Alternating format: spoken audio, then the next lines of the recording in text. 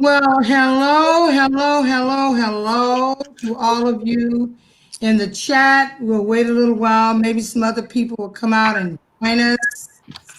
Hey, Electric Storm, Callie's Kids, Kelly Lord, Teresa Balthazar. Let's see who else is up in here. Sharon Sipe and Chief One Lung. I'm so glad that you're on tonight. I've been thinking of you. I'm just so happy that you are here. And I'm hoping all is well with everybody in the chat.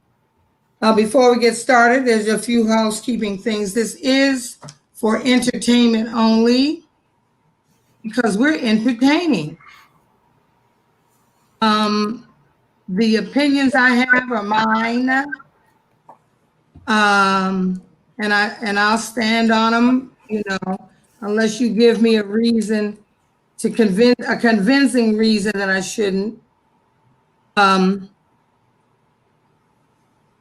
let's see what else. What else? Entertainment purposes. Purposes. I think I spelled it a P-U-R. Well, forgive the spelling. And I wanted to mention a few things. I just wanted to send out some thank yous. I really am thankful for all of you that have joined me on this pretty wild journey.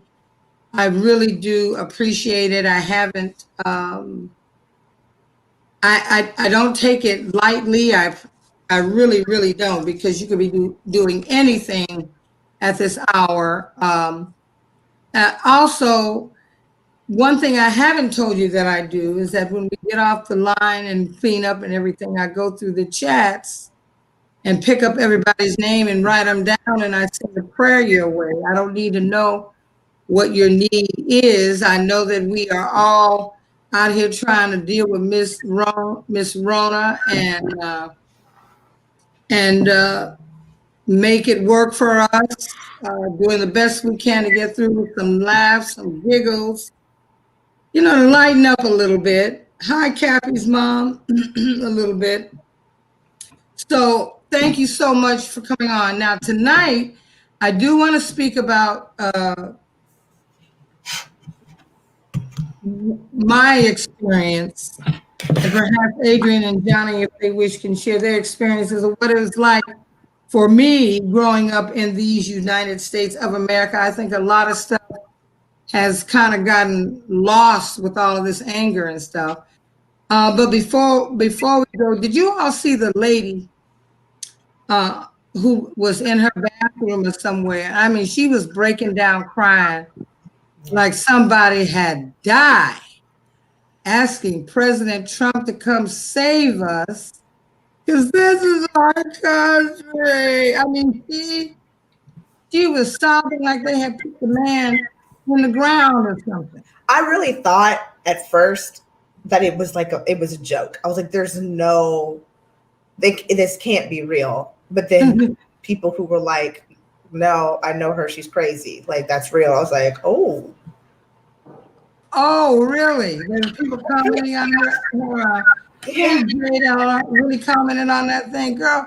It tickled me so, because they have so many different ways. Several YouTubers have put it to music. Some have made a dance. I mean, they really going in on that ass, girl. Damn. What is Trump supposed to save her from? Huh? What is Trump supposed to save her from? Well, that would be the question, but I have heard that come out of, there's several of the people who have gone on who are talking about, who really think he's their Lord and Savior, who really think that. And many of the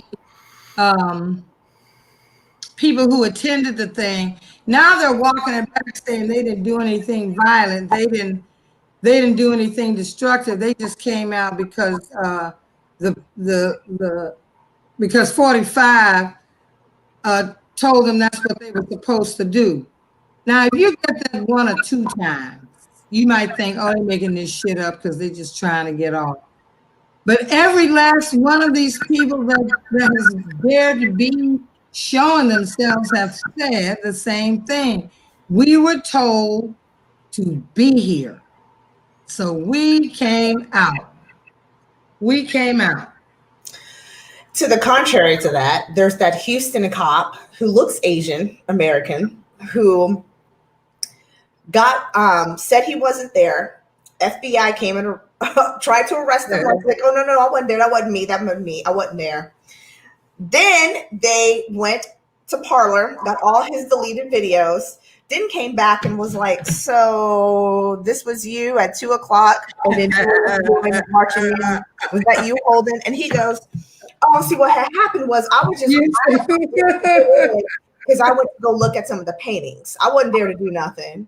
And the FBI was like, so let me go ahead and get that. You know how this goes. You got the right, exactly. I was like, yeah. Oh my goodness.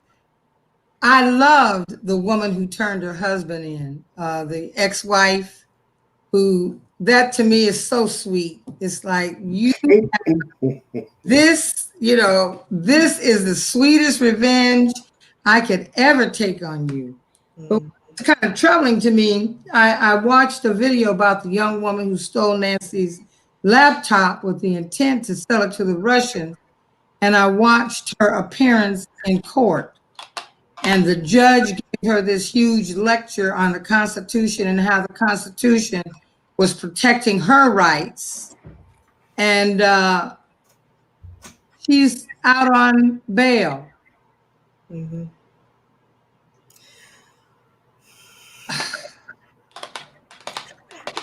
Thank God these people are stupid, because she took a laptop that has nothing on it. They only use it for PowerPoint presentations. Good for her. Good. So they wouldn't have got nothing but a laptop with some PowerPoint. There's not even PowerPoint on it. They use it to project the PowerPoints up. They don't even save the PowerPoints on the damn computer. Yes, and all the parents who come out in support of their children, I guess we can expect it. But you know what? Let's check on. I know you all have read on it and before, but I would really like to look in on Don Jr., who I think was probably peeing in his pants as his daddy got on that helicopter. He and that woman, what's her name? Kelly. What's her name? His girl. His woman. No, Geofold. Yeah. Kimberly. Kimberly. They posted something where they were actually making fun of their performance at the RNC. They made this like, oh, it's a big joke.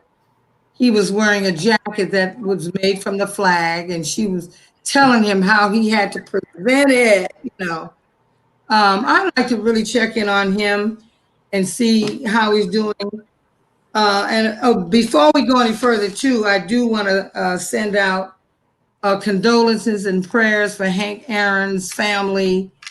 A great, great man, one of our pioneers who's played with the Negro League and was the baddest BMF on the baseball field that there was.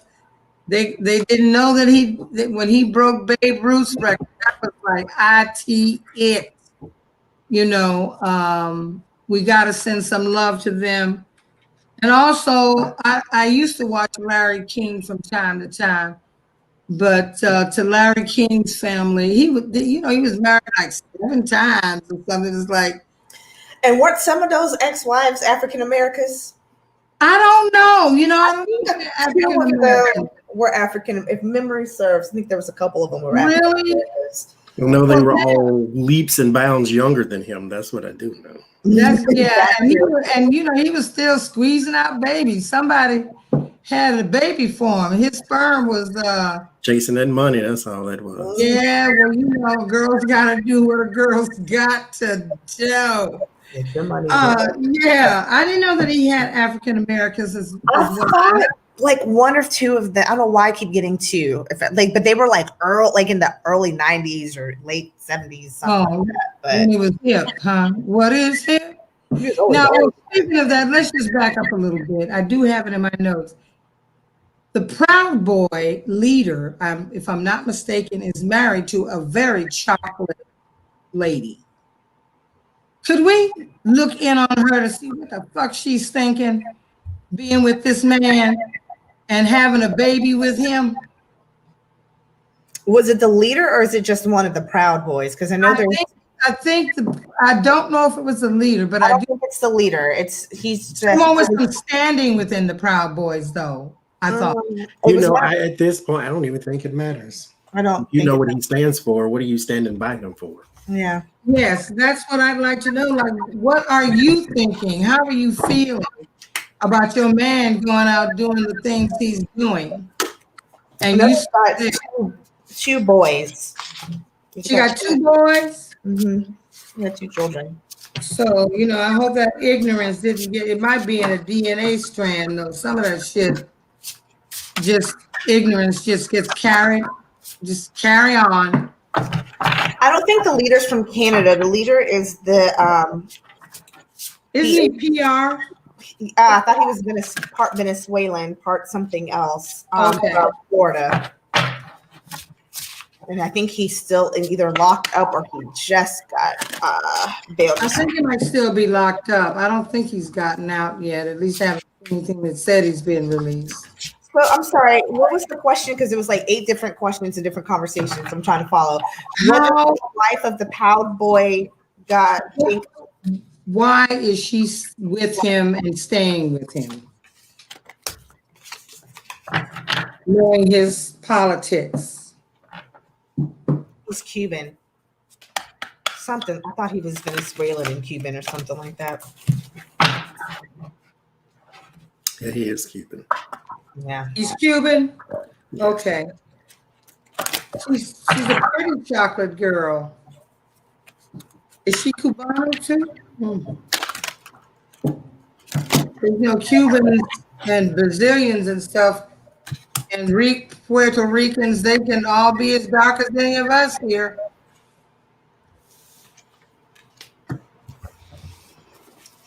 Okay, so Johnny.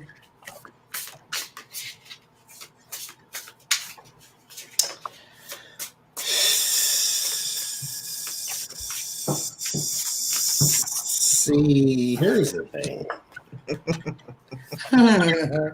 I think this in particular person, because I'm not getting the answer to why she's with him, but I get that she has some internal struggle she needs to deal with. Yep. With the Hermit, Ace of Swords, the Moon card. Yeah, you get it too. She's got some internal hurts. And I can only, I guess, deduce that if there's something unhealed, then it's more than likely manifesting in this way, and she really don't see what she's into at the moment. I get the 8 of Swords too. Actually, I didn't see that till just now, but she's in this because I think inside she has buried something that is manifesting in a very horrible way. Because I get the Empress card here too, so she's birthing something that has burdened her in her childhood. What do you get, Adrian? What do you think it is? She's always tried to look at his beliefs. She tried to understand what he was saying. There's this muted, she tried to have a muted attitude. However, where it crossed it is he started to become more militant. Why she is staying with him, though, is he was a good provider. There's this 3 of Pentacles. Maybe Johnny, she came from a situation where maybe she didn't have financial security or didn't have security at all. Or maybe her father wasn't present. I keep hearing father wasn't present. He is present for his children. There's financial. That's what's at the base of this. And in the past, she wanted to hold on. She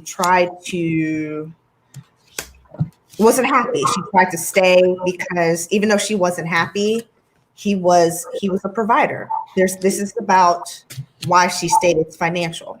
He took care of the kids. but she's in a trapping of her own making with this Eight of Swords. That's what's at the crown. Well, I have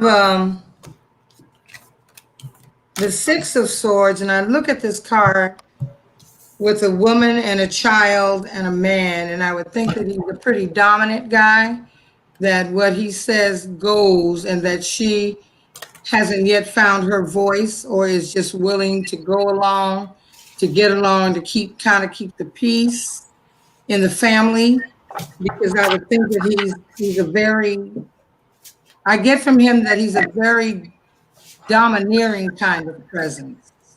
And it, within patriarchal societies, what the man says goes. You just do what he says do without questioning. And then I found it's like, I know I lost it though, but it was the card where it looked like she may be seeking some kind of counseling, or she's looking for a way, having some secret meetings with somebody, so that she can find a way out, because I think she might be trying to, this one, it was the Three of Pentacles, that perhaps she's trying to figure out how she can get out of it. Where can I go, or who can I speak with who can give me some money so that maybe I can go get out of this situation. I kind of feel like, I don't know, if I were to think either empathically or intuitively, I think she's probably very sad on the end, that she's a very sad person, because she's doing all she can. That volatility can flare up at any time. Does that make sense? That even, well, we'll I can't live in no house where I'm scared of somebody. Oh God, me either. Exactly. Because if you don't think I'm gonna throw some hot chicken grease on you, you got a whole other thing coming. Even if it's not me, my two children, my two boys, I cannot let my two boys think that this is how men are supposed to be. Right, and look at what they're exposed to, because they're watching Daddy. Dad, you. So they could go. I'm a black man. Yeah. Right, and so they grow up thinking that's how men treat women. Well, then moving on.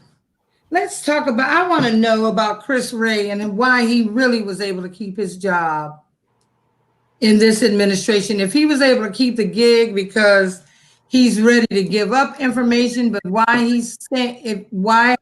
it feels like that they didn't do more to stop Trump and his madness while he was in office. So let's look. Is that too many questions, or is it unclear? That's, to me, though.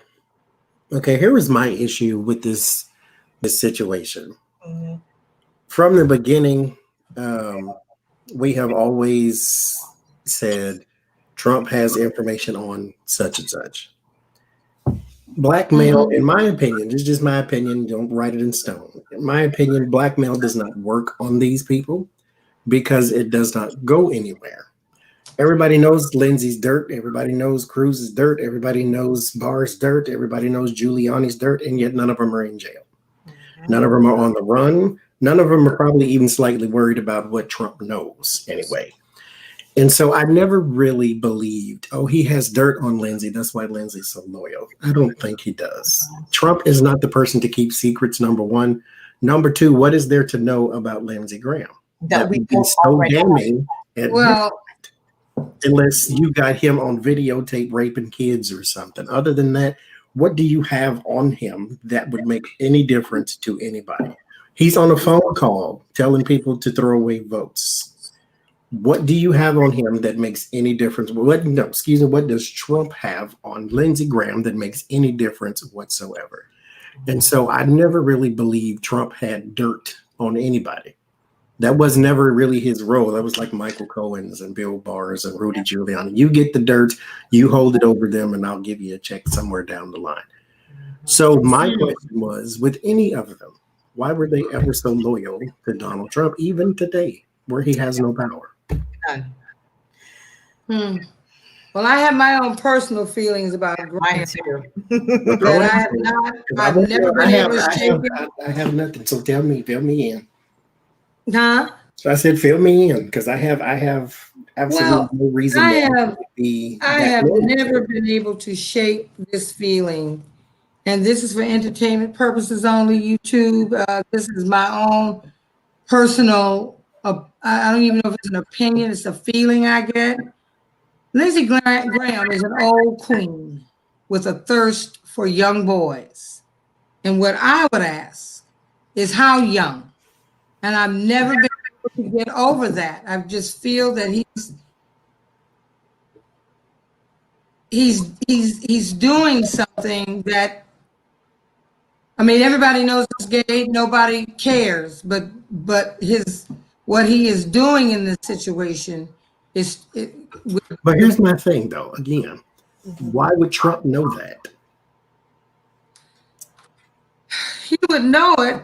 And why hasn't he released it till now to get? Because there have been times when Lindsey has spoken up or even acted like he was going to go. Like when Lindsey went on record and said there was no fucking Yeah. proof of tampering, that's when Trump could have been like, here's Ricky, Bobby, Johnny, Jerome, and Lil Peter. 9, 2, 14, 3, and 7. Mm-hmm. Done. He always back. Then he didn't. He always backpedals though. He comes out and says something that makes some sense and makes, Lindsey Graham to me has a leech spirit. You know Daffy Duck on Looney Tunes, who would be your friend if he thought you were winning and it looked like the tables were turning, he would turn on you. Lindsey Graham And is I totally 100% agree that Lindsey Graham has absolutely no integrity whatsoever, not even a smidget. That's not the But point. why are these people so loyal to Donald Trump? I don't think they're loyal to him. It's just the office, you think? It is, they are power hungry because power means money. Power means potential money. Power means I can be broke on the side of the road, but if I know who to call, I will be rich in 2 seconds and all of my troubles are gone. And right now, it is a perceived loyalty because right now, the base, they want their chip at that base. They want to stay in power and anything that will keep them in power. This is about, again, that rape and pillage frequency. This is about staying in power. And if I have to kiss his boots to make these 80,000 people think that I'm on their side, then that's what I'm going to do. It's not about the man. They probably roll their eyes as soon as they get off the phone with him. Call him this dumb fat fucker. But I gotta say, because I want the power. I want these people to continue to follow me. I've got to stay in power because the moment I'm no longer in power, I have nothing. I agree with that. I think that is part of it. They want to stay in power, but I just have. I mean, look at what Michael Cohen did with Jerry Falwell Jr. Is that the boy's name that I like to watch, who's a voyeur? I mean, he took pictures and kept them. So I would not be surprised if somebody has stuff that he's just holding and he's waiting for the right time to slay. But to Johnny's point, because Johnny, I get what you're saying.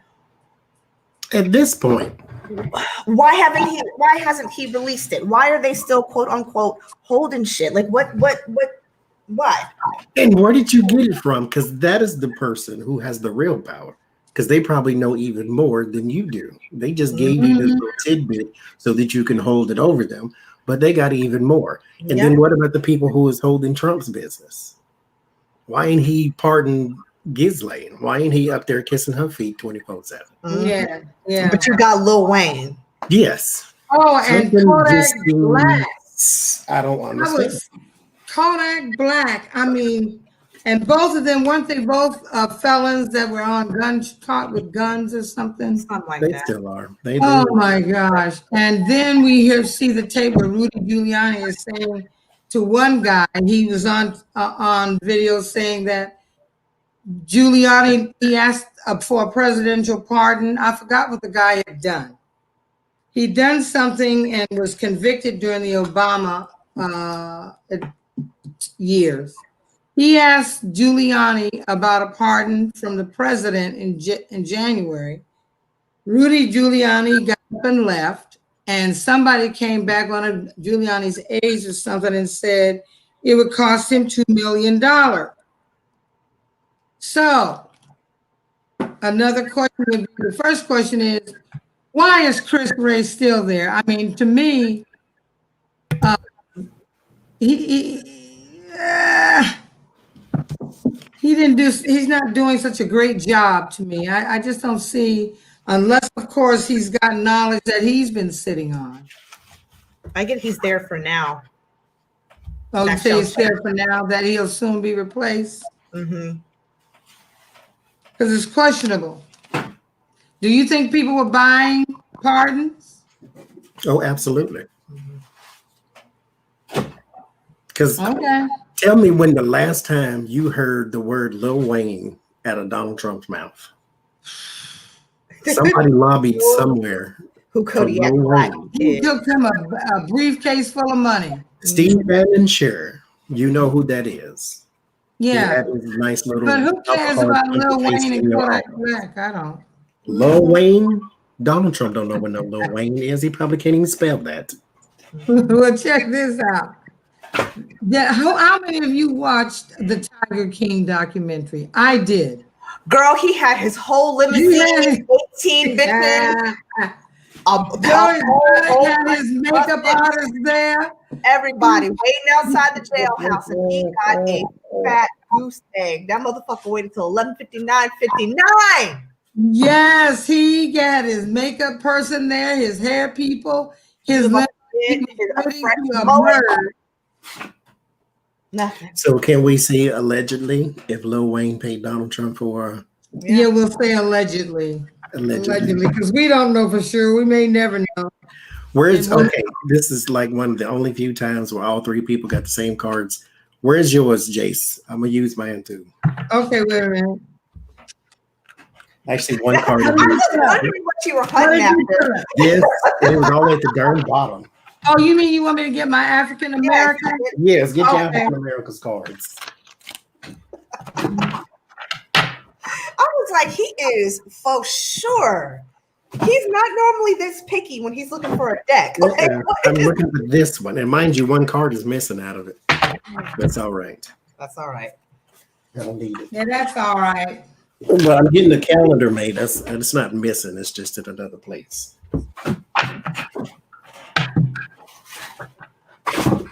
Okay, the African Americans. Let's see what it say about Kodak Black, who is, I hate to bag on somebody's looks. Damn. Somebody sing a song that he's done. I don't even know his music. I know none of these. Oh wait, he's not the guy who did Black and Yellow, is he? Black and Yellow, I think, is Kodak Black. Yeah, Black and Yellow. Did Kodak Black get a pardon too? Yes. Yes.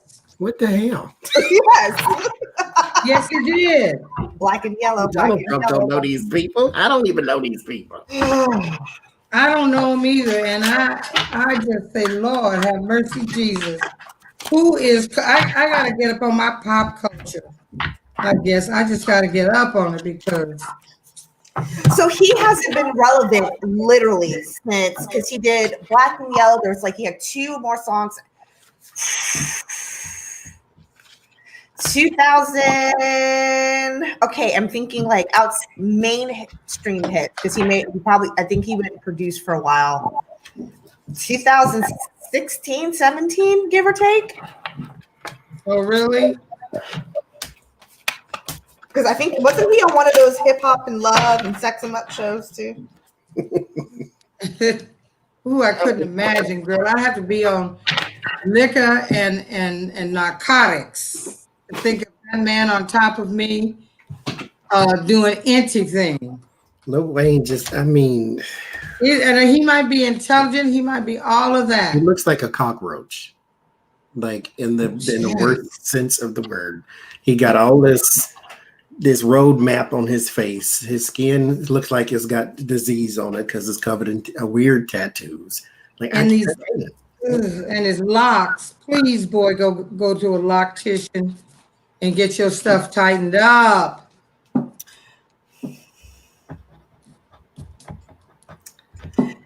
Okay, let me give the positives about Kodak Black. Okay.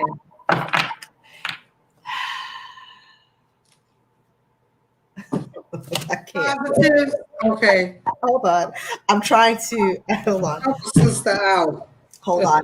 Let me recharge my throat chakra because I need to be nice. Okay. So he identifies himself as a Hebrew Israelite. So and he did that while in prison. He's been in prison. A Hebrew Israelite? Yes, Okay. since about 2017. So I was right about that. He changed his name legally from Bill K. Capri, which is his government name, to, I cannot pronounce this. It's Derusion Octave.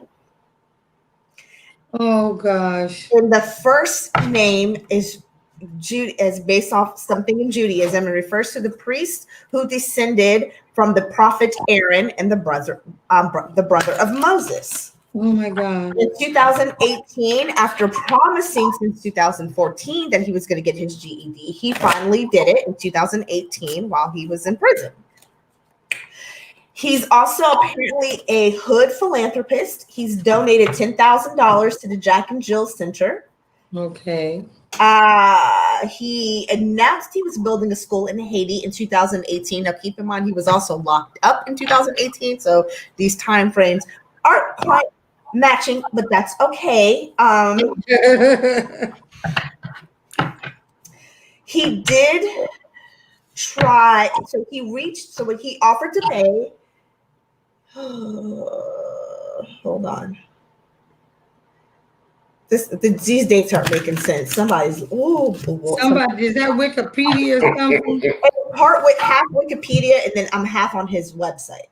Okay. But he's had a lot of legal issues since 2015. Like back to back. And he's from Pompano Beach, Florida. Okay. I know nothing of him. I just saw his picture and it was kind of frightening.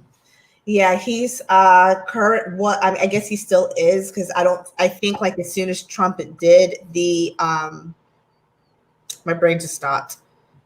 The part his lawyers were ready, the other lawyers were ready and came back and were like, no, we still have this and this charge. I don't think he quite got out of prison, but he's still in the U.S. penitentiary in Thomason, Illinois. That's where he's currently locked up. Okay. And there is your history lesson on Kodak Black, which kind of went in one ear and out the other. Okay, he's a Hebrew Israelite. I met some Hebrew Israelites in Detroit. They were crazy. I was trying to be polite.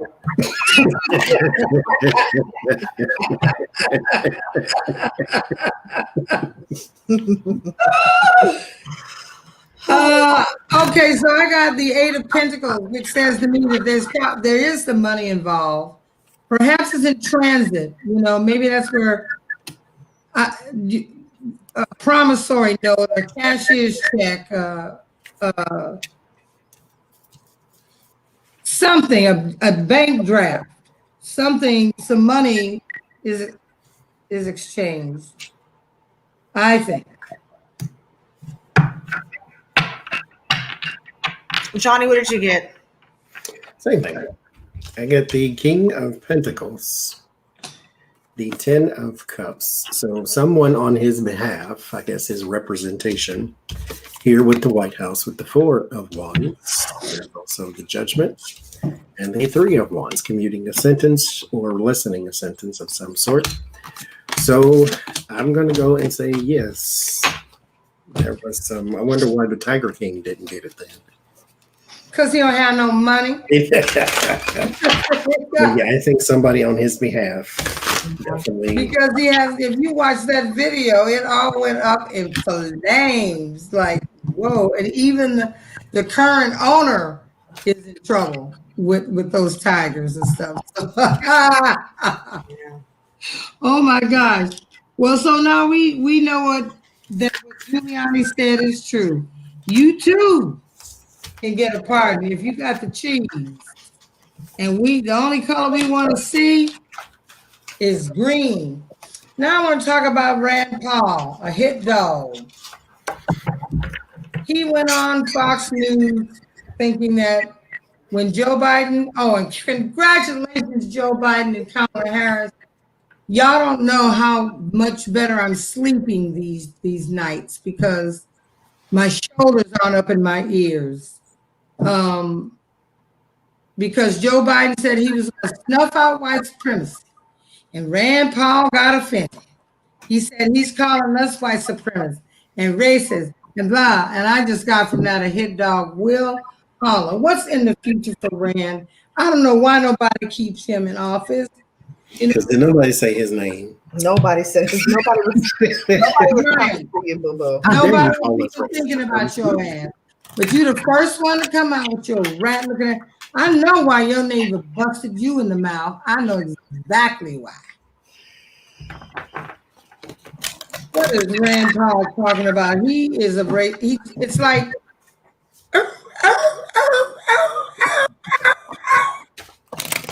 Trying to say his name.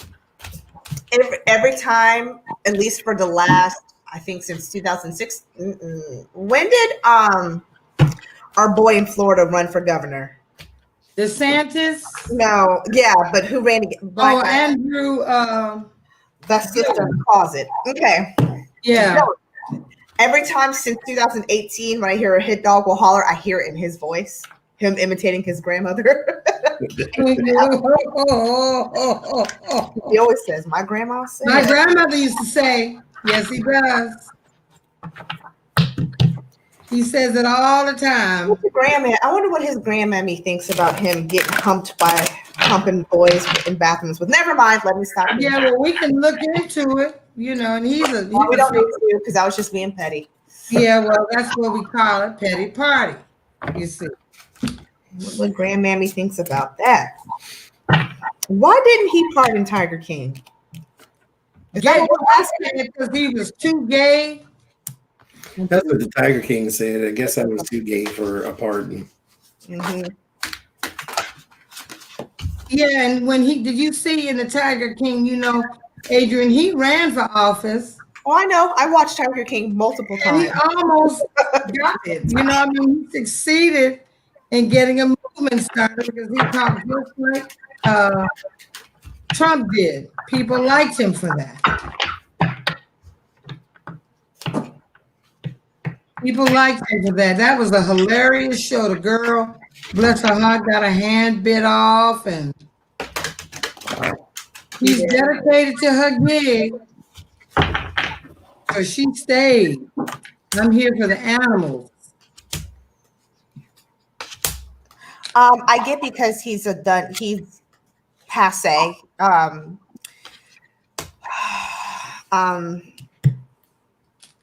He wanted so badly this new action so he can start a new life, but in the past, his time is over. Nobody cares about Joe Exotic anymore, at least in Trump's mind.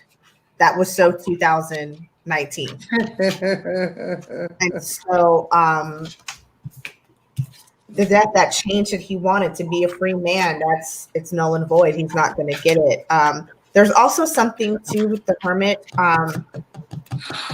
It's what's crossing. I think there may be some other government entities involved, which another reason I think why this was probably bigger than Trump. I hate to say bigger than Trump, sorry. But there was more, because then you got the PETAs that would come after, and the Carol Baskins and the whatever, and he just this was so.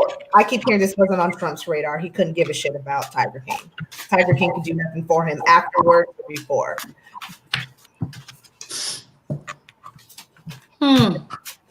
Well, he did have some federal agencies coming out. Well, he's in there on what, attempted murder or something like that. Like he threatened that woman. That's not why he got the tiger. It was because he killed 2 of the tigers. Okay. I slew the tigers, but so like of all the charges, he got like 3 years for trying to kill Carol Baskin. I said that in a southern accent. Forgive me, Jesus. For trying to kill Carol Baskin, but the 17 of the 22 years he got was for the animals. Wow, I thought it was the other way around. No, because that was how Tiger King ended. That's why they were laughing. They're like, goes to show you can try to kill someone and it doesn't matter, but if you hurt an animal, then they're gonna come down on your ass hard. Yeah, because they got him for euthanizing that horse, and euthanization is a loose term. He killed him. Shot him. Yeah. And 2 tigers. I have never seen such a ragtag group of people in my entire life.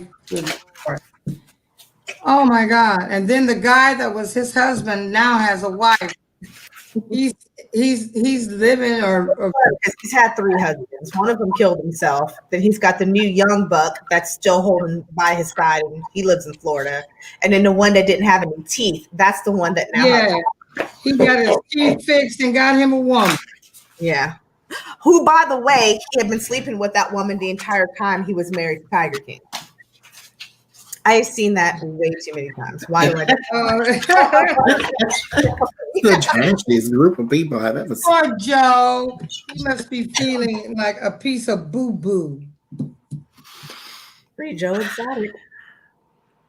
Joe Exotic.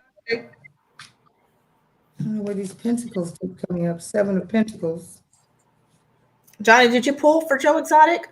Or was that the only jackass who did I got the 9 of Cups, the 9 of Swords. His wishes were not granted. There was never a chance for a pardon. He was like not even in consideration whatsoever. He probably didn't put out. So, I mean, where's your check? Money. They had no money. No money, hunty. Well, okay, so when we came on, we've got a wonderful new is the black gentleman the head of the Pentagon now? What's his dealio? The head of the Department of Justice? Not Department of Justice. Let's look. You know what? I'm gonna change my mind. I want to look at a stupid ass Mike Lindell, the My Pillow guy. He's getting canceled now because Bad Bath and Beyond and a few other of the My Pillow companies that were carrying his pillows have put him down. So now that he didn't get his coup, now that what is Mike Lindell's future? Is this business going to tank? Is it Bed Bath and Beyond? Everybody, every store that was carrying those products. And now they're going from the stores to the TV and saying stop showing his commercials. Ooh, I didn't know that. They want the commercials gone too. Oh my God.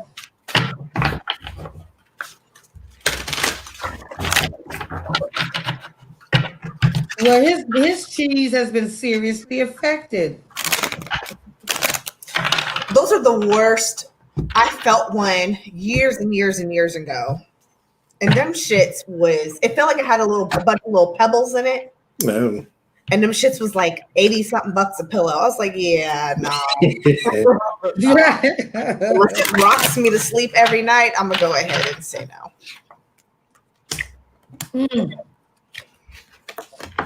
My. Say My Pillow Guy and Goya Beans are selling their products in the Dollar Tree. I ain't Gucci. Where at the Dollar Tree where there might be $1.50. The $1.50. Golly, he's just. I knew when I saw him hugging his pillow and standing with Trump, troubled man. I knew it. Monique, he may not be former. He may be currently. Currently? Crackhead. Somebody in the He's comments. a former crackhead. I say he may he did like crack. He might be back on it because, but he did it to himself. Yeah, I can believe TBN is showing his commercials. Probably Daystar too. They like Donald Trump. Yeah, it's odd that the evangelicals haven't come out and said something. Very odd. Except Franklin Graham, who said he thought that it was stolen. Christians, I'm over them. I am over them. All right. When I started out, I did want to stop for a second. Weren't we supposed to be reading on the My Pillow guy? Mike Lindell. Yeah. What are we? Yeah.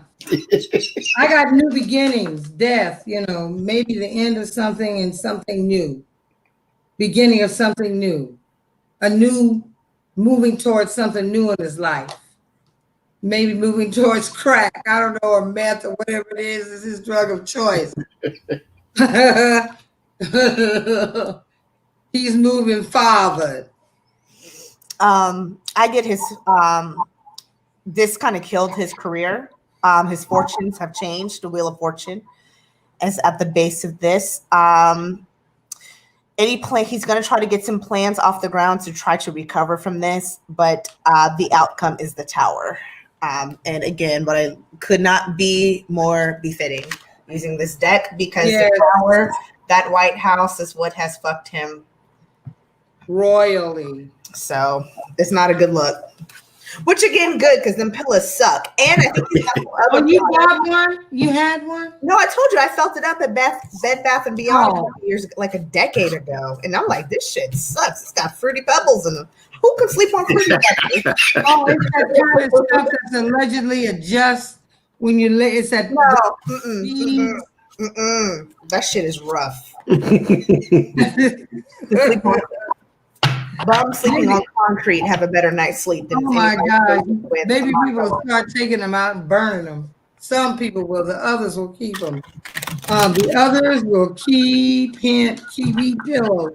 I started to buy some, and something told me not to do that. After I went in, especially after I went and read the reviews, and saw that they had real bad reviews. I mean, awful reviews. And again, it was like $80 a pillow. And that's a queen size. It's not, or standard size. It wasn't a queen, wasn't a king. It was $89.99 a pillow. The airplane pillow. Oh no. So what do you have, Johnny? I get his money will be greatly troubled. With the Two of Pentacles is where we start. Then we go into the Ace of Pentacles. His money will be influx and out of balance for at least the next 2 years. There is also someone in the government that is no longer there. So that will be your Donald Trump. So that's where he has to now retreat. His business, just like Papa John's and Chick-fil-A, they get tied to the person at the top. So the people who do the actual work will also be in influx because he made the bad decision up here at the top to be associated with the orange one. And then now next thing you know, everybody's out of balance. And so his money, like I said, will be in an influx for the next 2 years. It's going down, though. There is nothing here that indicates after that 2 year period that we're going to have some sort of Phoenix rising. That's not what I see. I do see that there is an opportunity here, though, with the Empress, Two of Wands, for a new partnership or something new going on in the future.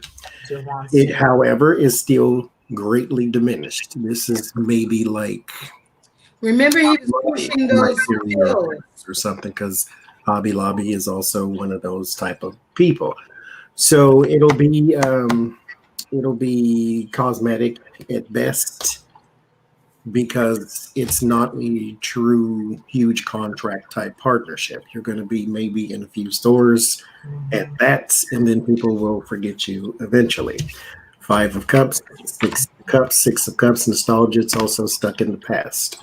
So he will not be able to move on from this, and him and his business will be in isolation. Oh boy, I had picked that explains why about the tower. They should. Everything that he tried to put out, it's not gonna work. Yeah, Ten of Swords. He's gonna be down for a while. That was my recent past. Yeah, he's gonna be down for a while. Yeah, well, it couldn't happen to a nicer person. You know who we haven't seen for a very, very long time? Did Ben Carson resign? He just went away with COVID, and we never heard from his ass anymore. Wait, who died? One of them African Americans died from the. It wasn't Ben Carson. It wasn't Ben Carson. It was the Godfather's Pizza Man, wasn't it? Yes, Yeah, he did after attending that rally in Oklahoma. It was yeah. What is his name? Oh my God, my brain just stopped. Mine too. I see his face. Herman Cain. Thank you. I'm sorry. I'm too busy trying to get the troll. It was Herman. Oh, thank you, Adrian. But thank you, Cappy's mom got him. Okay.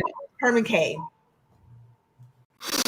Yeah, he's the one that passed. Homeboy checked out with COVID, and we've not seen his or heard from his ass. Actually, the last time out, though, we did hear from Ben Carson. He did come out and say, but it was way too much too late. It was after he went through the COVID thing, and he was like, okay, listen, COVID's no hope. That shit sucked. Yeah. And he tried to write an op-ed, but nobody picked it up. Everybody was like, and that was officially the last time we've heard. And that was about, you guys, I want to say that was around October, early November. Yeah, that's a long time. Mm-hmm. That's last year. We in 2021. Let's looking on Benny and the Jets. Benny. I think that man, he must have breathed in a whole lot of propofol when he was doing all those surgeries, because that man sounds to me and looks to me like he's asleep at the wheel all the damn time. This is a person, to go with your topic here, this is a person who is black in color only. But he has no real experience. I mean, not to discount what he probably went through growing up, because he's older than me. Yeah. But how you can be the HUD, whatever you was, and then turn around and treat your own people and disenfranchise people like that mean absolutely nothing. Like I can't. If you want to hear a person who cannot stand Ben Carson, who's Donald Richard Coleman, I'm gonna call that motherfucker when we're done with this live, and I'm be like, and I'm just gonna say, "Daddy, Ben Carson," and I will put the speaker up there. And this was decades before Trump.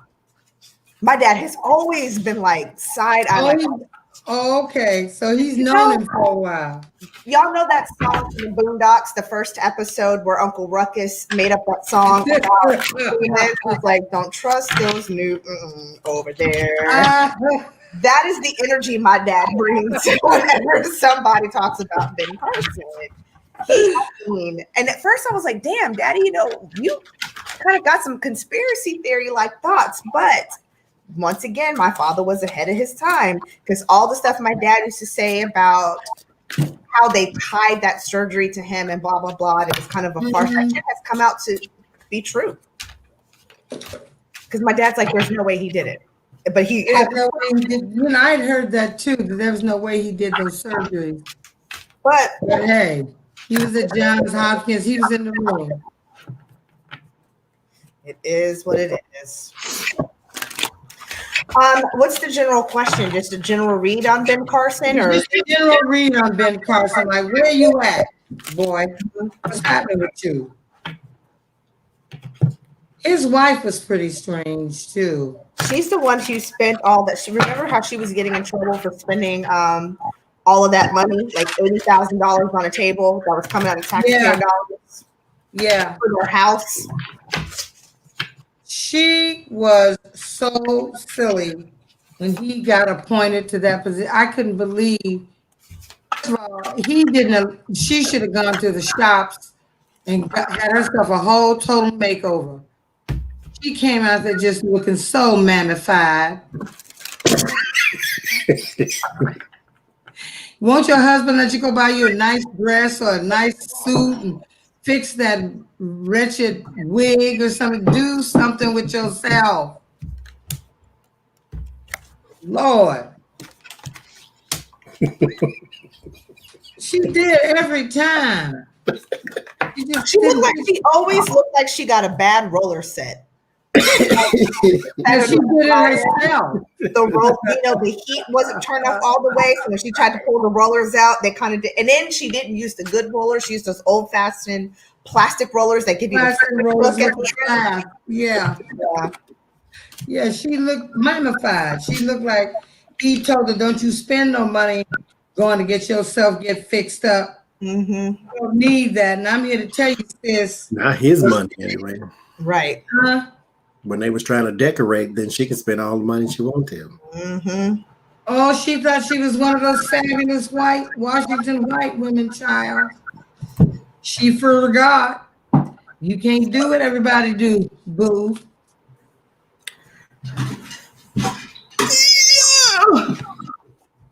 Can't do what everybody do. Okay, let me see what I get. He's trying to move forward, but he cannot. He knows career-wise things are done. However, while he was, I would not be surprised if it comes out that he was stashing money or he was doing something kind of crude with finances while he was overhead. Because right now he's sitting back looking at his stacks of money, but his fortune will change. That he'll come back. Okay. Yeah. I think he was stacking money somewhere. I just have the tower, so maybe that's what's happened. That's in the future, that his future holds some unpleasantries as things begin to be revealed about everybody who is heading those departments up. That he's going to find himself in a bit of a pickle. If he don't put the propofol down, he won't be able to explain it the way he talks. Stop diminishing propofol. Propofol ain't done nothing wrong to anybody except Michael Jackson. Except Michael Jackson. All I'm saying is, if you take it and you try to stay awake, it might have some sort of. Propofol didn't hurt Michael Jackson. His doctor did. Exactly. Propofol ain't hurt nobody. No, I was bad for when I had to go get my colon thing, my colonoscopy. It's the best damn sleep you'll ever have. It is. I'm glad they put me under, because when I looked at the size of that thing, my nerves got very bad. I was telling that story to my stylist mother just last week. I was laying on my side. I was talking to the anesthesiologist, and we're talking about something. And I look out of the corner of my eye, and I see Dr. Chen taking that hose off the thing, and it was like 8,000 feet long. And I swear to God, it was like this wide. And I turned around, and yes. What are you about to do with that? And he goes, Miss Coleman, go to sleep. Miss Coleman, go to sleep. And the next thing I know, I see my anesthesiologist like doing this. I was like, oh. There was no countdown. Yes, I would not have. I just caught a glimpse, and I thought, oh my God. My blood pressure. He said, you want to do it in here? You want to go to You want to do it in the hospital. I look at that damn thing. I said, I need you to be as far under and as down. You need to put me down like a cow. Bam. I don't want to know nothing. I had a full blown, I mean, my heart rate shot through the roof. I was like, what are you about to do with that big old gargantuan anaconda? That's not going near my booty hole. Miss Coleman, go to sleep. Woke up happy though. Johnny, I'm sorry, I didn't mean to get us sidetracked. Did you read, Johnny? I get at the moment, he and a woman don't know what to do with life. I get a Queen of Cups here, which I'll assume is his wife. There's a Six of Swords. They would like to move forward, move on, especially right about now, but they don't know how. There is something specific, though. It's not necessarily tied to this administration or government or nothing. There's something specific that is keeping them from moving forward. They don't know how to deal with. I don't know if it's a health thing, if it's a marriage thing, if it's a what thing. It's not a money thing. So it's either marriage or health, but somebody's suffering and they're sad about it. So good for you. Well, very good. Very good. When we started, when I put the I just asked, by the way, really quickly. Yeah. Just a second ago, I said, did he take money while he was overhead? First card I got was yes. It's one of my yes cards, Ace of Wands. That was the plan while he was doing. And there's going to be, it's going to come out. It's going to be a major change. Yeah, it is. He was doing something with that money. Didn't he have his son running something? His son, or one of his kids or something, was all up in the mix too. And there were people who were having problems with the fact that his son was there, and his son. I don't know what his son does.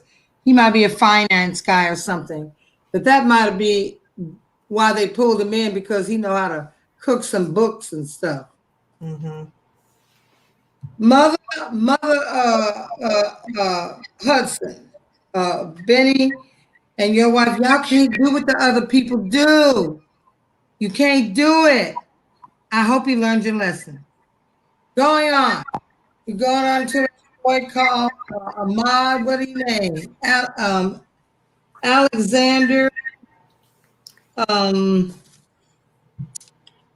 Ahmad, the one who started to stop the steal.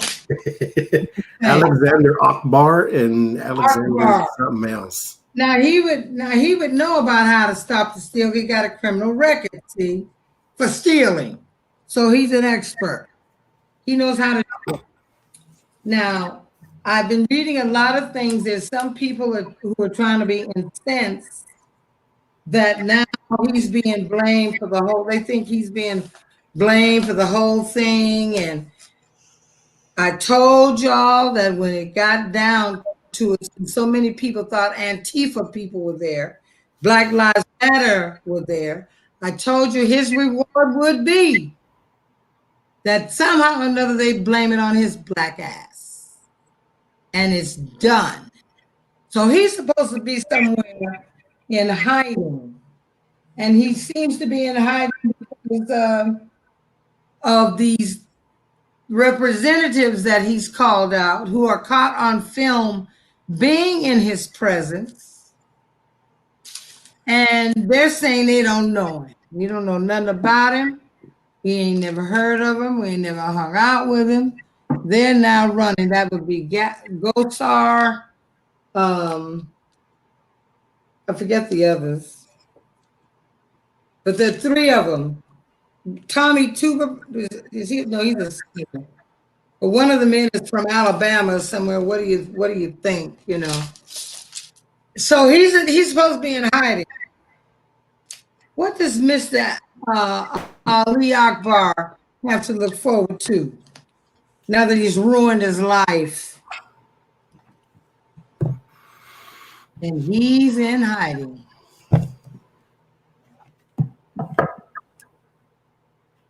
And to the people who believe that Antifa was there, those were some hellified makeup jobs if our black asses was there. That was professional Hollywood makeup. If we were there, I didn't see that. I saw him and I saw nothing but a sea of red and white. So, stop with the bullshit. Just stop with it.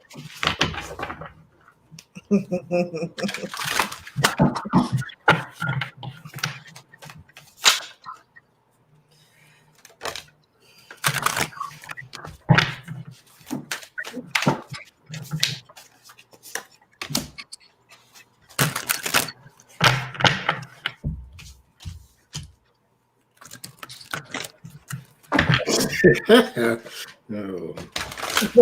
I love it when your cards have a sense of humor, Johnny. Yes, I love it when they laugh. Fucking jokes. I can't. So the Four of Pentacles is a card of holding on. Wow, I got the Four of Pentacles. It's a card of holding on to something. Okay. It is a card of holding on to something.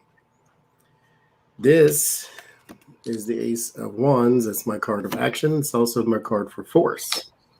So someone is forcing something from him. So stop the steal is now somebody's taking something from you and you can't stop it. I don't know why. Stop the steal is getting stole from. They're forcing information from him. They're forcing documents. They're forcing posts, phone call, whatever the case may be. And it may not be to his knowledge. This may be one of those things to where maybe he was on Parler and all the Parler stuff is gone. It's gone. So this is not even something you gave consent. Well, actually, you did give consent because you signed up for Parler. And so it was taken from you by force. Here you are by the King of Pentacles. It will be a surprise when they serve you with something. I don't think you're expecting this. There's something coming to you that you are not expecting. So that's what I got. That is funny. That is funny. I got the That's what I got. What'd you get, Jace? Well, Zaddy is I got the Eight of Swords. He's feeling bound, like stuck. But we know that if you want to like unstick yourself, you can.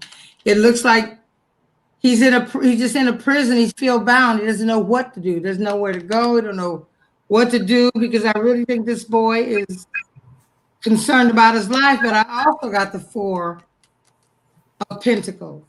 So I was thinking that, well, yeah, maybe Zaddy got a little money. He was feeling pretty good about the whole thing, but now he knows that all money ain't good money. That sometimes somebody will write your ass a check and you end up in a position where you don't know how the hell you're going to get out of it. So I'm feeling pretty wrapped up right now. Mm-hmm. True, his freedom's gone. And then, excuse me, I got some more swords for him, the Seven of Swords. Boy, that's a pretty card. I want to look like that. Like Jessica Rabbit. Yes, I want to do like that. So this looks like, though, to me, this card says that, when you hang out with snakes and shit, anything's bound to happen. These people meant you absolutely no good. They never meant you any good to begin with.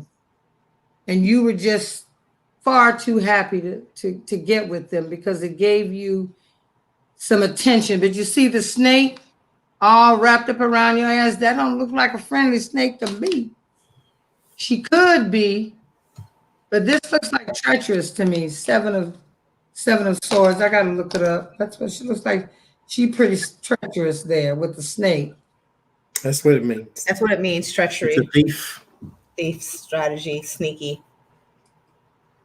So that's why Mr. Ali is, bless his heart. We told you not to take your black ass. And again, stop the steal. He's the thief. Right, stop the steal. They're taking from him too. They Oh, have no, this. karmic irony coming around. It is. I mean, there's some sort of. There's always this. There's some kind of justice now that these people are eating their own.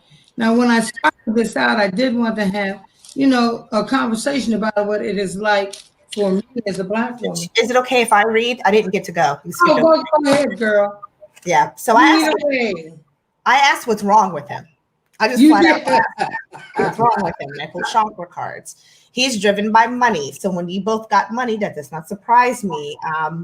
This root chakra, solar plexus chakra energy. He has probably he's a struggling actor. He's never known security. So money is what drives him and the pursuit of money.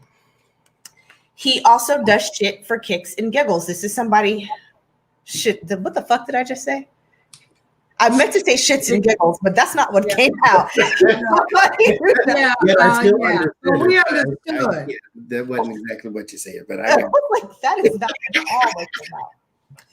He literally does stuff to entertain him. He probably doesn't even believe the stop the steal shit, but it gives him pleasure. Causing ruckus, doing things to give him attention is what drives him. Money, and he getting anything that brings him pleasure, anything that makes him happy in that moment. He is somebody who does not, again, he does not have a base, a foundation. Also, what's wrong with him? This is somebody who is devoid of being using any. Ray Charles, who was both dead and while he was living, was a blind motherfucker, could have seen. This was not going to play out well. And because he has no insight, because he cannot use his third eye to see, he has poor judgment. He acts out and does things that is not correct. Yes, I said gets and shiggles. It's not fact. And remember, as I always say, I'm a broken record. When you have a deficiency in your third eye, your solar plexus is going to be fucked up. Why is that? Because you cannot see and act. Yeah, well, I hope he may not be having so much fun now, and I think his whole gets and shiggles. I like that. I think he's gonna be tied up for a little while. Tied the fuck up. And I heard the old spirit. I got everything you just got. Did you? Yes. What'd you get? No, but I got it. There is suffering, but everything that he cares about is financial. Page of Pentacles, he wants deals. Seven of Pentacles, he wants investments. Seven of Swords, sneaky. This is all he cares about, though. His strategy is all around money.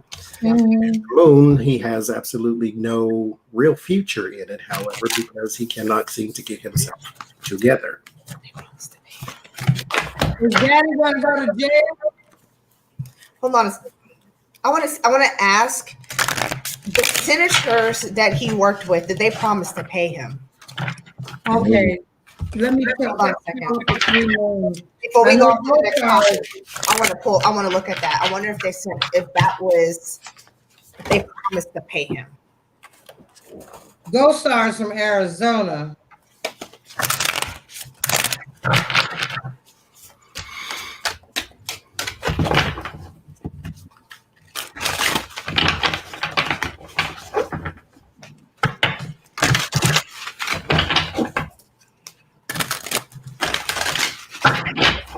I don't like his energy. As soon as we're off of him, I'm a de-louse. I feel like it's creepy.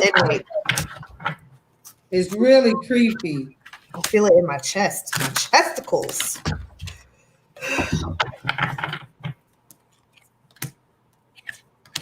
Organizing hiring after denying blame for riot. I told you, Rich Pryor a long time ago made a joke where he was telling somebody, don't go down there fucking with the Jews. I told you, boy. Don't go down there fucking with them Jews. So it was Paul Gosar from Arizona. So it said pay him in MAGA hats and Lysol. I have them written down. I don't know where my other notes are. It's been kind of crazy around here for me. Oh shit. Oh shoot. What'd you get, Johnny? Or did you I read? get.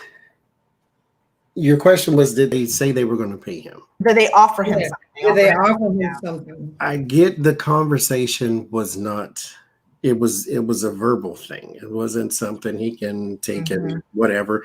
But I also get that they weren't clear to him either, and I think he bought it. This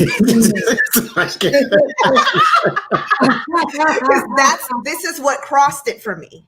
Easy. I get the impression the conversations, because I get the manipulation here too. Okay. I get the Did I get that crux as of the well? conversation may have been like, oh yeah, we'll take care of you. Don't worry about it. We'll take care of it. Don't worry. Just do it. Don't worry. Just about it. cause the upheaval, cause the heartbreak, right? Make people feel they're at loss, but they never made it clear exactly what they would give him when he did it. And But because of that, he's out in the cold. So he bought the farm. Dumbass, you are so number one rule of pimping. You don't do no verbal agreements. Like No. you can't sell crack on consignment, my dude. The 10 crack commandment. That's not how it works.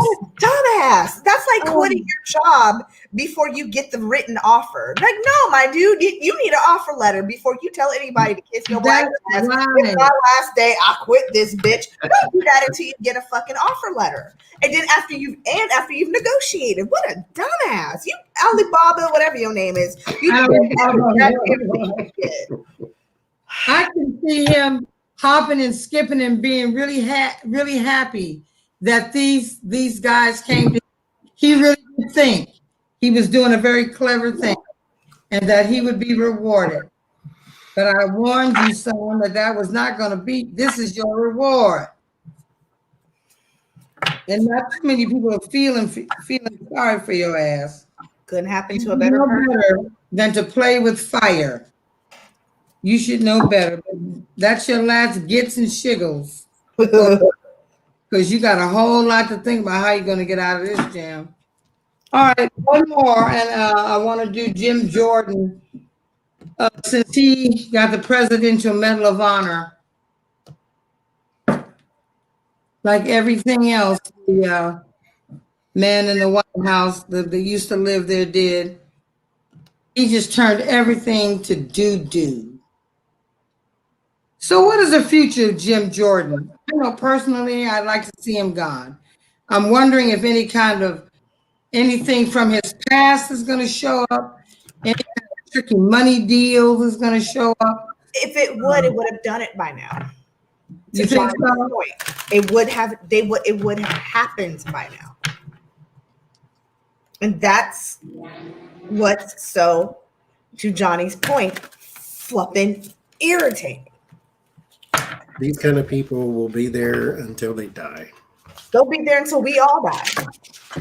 Unless they change the term limits, they're going to be 97 years old talking about MAGA or whatever the new MAGA will be. Mitch McConnell is literally decaying in front of us, and he still ain't going. He really is. Literally. He's the freaking Night of the Living Dead. Like, brains. And I see all of these people who said they were at the Capitol, they didn't do nothing. And how they want Biden to be less divisive. You know, that's pretty rich from them. Jim Jordan, who looks to me like he needs to be hosed down.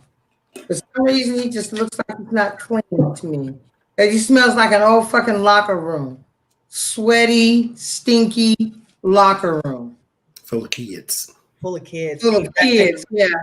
All that testosterone rolling around and just. Me and my armpit smell about the same right now.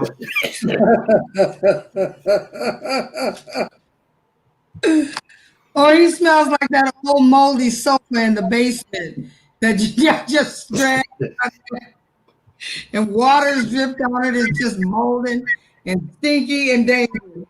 That's what he was. He just looked unclean. The future for him, there's something that has not yet reared its head yet. So something beneath the shadows, the moon, about money, finances, that is going to cause him some burden with the Ten of Wands. So he's going to be plagued by money woes, and maybe how he got money or how he dealt money or things he's done with congressional monies, but it has not come out yet, or if it does, we may never see the light of it. It may be something like he doesn't run in the next, his next term or something, some kind of agreement to get him out, if it even happens. But it may just be burdens with money. Okay. And we will never know the cause of it. And he'll still be in the House of Representatives. What'd you get, Bonnie? Same thing.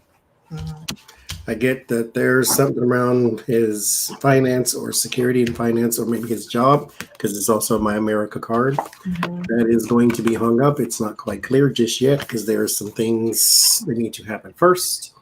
They need to take time. So there's something that may be brought up to him that maybe he didn't know about, maybe some sort of cross your fingers ethics investigation. But there's something in the works right now going on for him, but I don't see fired. I don't see it manhole. I don't see getting shot into space. Nope. He'll be money. Do we really think any of the people those congressmen who participated in that, are they really going to be asked to leave? For Jim, the Five of Pentacles, it looks like he's trying to get to some money. To me, that's what the card looks like.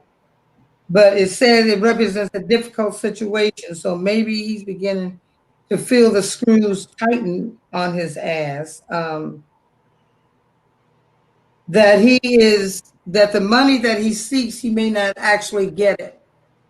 He just simply, it's going to fall short. Whatever he gets out of standing with this man is not going to be as rewarding as he is, because he laid down with a snake. He laid down with a treacherous, deceitful man. You lay down with dogs, you're going to come up with fleas. So I don't see that his money situation may very well get worse. And he strikes me as being the kind of guy who wants money, who really wants to be that guy,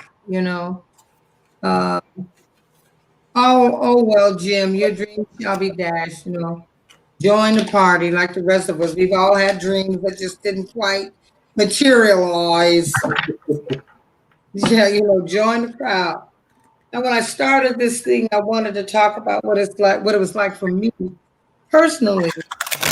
Grow up in America, in the land of the free and the home of the brave. And I didn't want to do so in a contentious way, because I really just don't feel that it's necessary at this time. There's enough contention. There's enough crap flying in the air.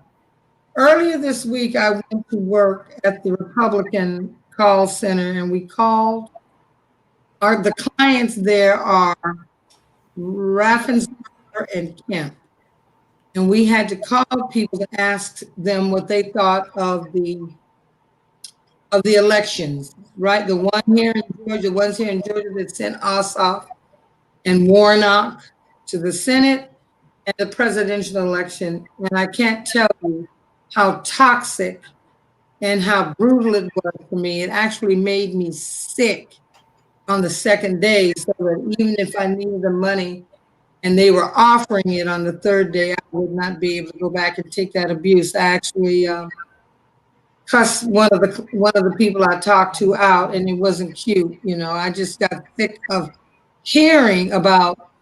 One gentleman was fantasizing and talking to me about white Jesus, white America, a white world, and the revolution, and how they're not going to take it much longer. They're not going to be pushed around much longer. And I wanted, and then all the while they talk about how their hope lies in the Lord. And I wanted to ask them, well, what Lord are you serving that you feel like what you're doing is a just cause? Black Lives Matter were out there for a just cause. We have been marching and marching and marching and marching and marching and marching and protesting and getting dogs put on us and getting water hose, all of that. We have been doing it since the beginning. And the Lord was brown, just so he know. Yeah, and in Revelation, it really does give you a pretty clear description of what it looks like, doesn't it? So I got off, and part of me was very sad because you're out here because your God didn't win. You're out here because he told you that it was rigged. You have no proof. They obviously didn't have a proof. You're losing 59 out of 60 cases. Dominion is suing everybody who's trying to talk about their software because it's hurt their reputation. That doesn't sound like a just cause to me. That's just sore losing. And when we talk about terrorism, white supremacy, our people, our forefathers and mothers and grandfathers and aunties and all that dealt with that from the very beginning because we have always been terrorized in this country. The KKK was a terrorist group. They terrorized our families. Our men were hung for a picnic. They could go out and eat and drink them a cold Coca-Cola and watch a man get hung and slaughtered. So we are familiar with another way of life. I think that I don't know if Adrian and Johnny had it, but I know just about every Black child I know who is an adults, like when we became adults, we had the talk. And the talk was that no matter what you do, you have to exceed your white counterparts. You have to be better at it, which of course means that we have to raise the bar. We have never been acknowledged for the accomplishments, for the beautiful things that we have contributed to this country. Stoplights, blood, Dr. Drew and the blood plasma, all through the centuries, all the things that we have contributed that weren't credited to us, but were credited to our master. I remember getting dressed up because Martin Luther King and Julian Bond were coming to Nevada. Now, Reno and Hawthorne, a town called Hawthorne, Nevada, have always argued about who had the first NAACP in the state.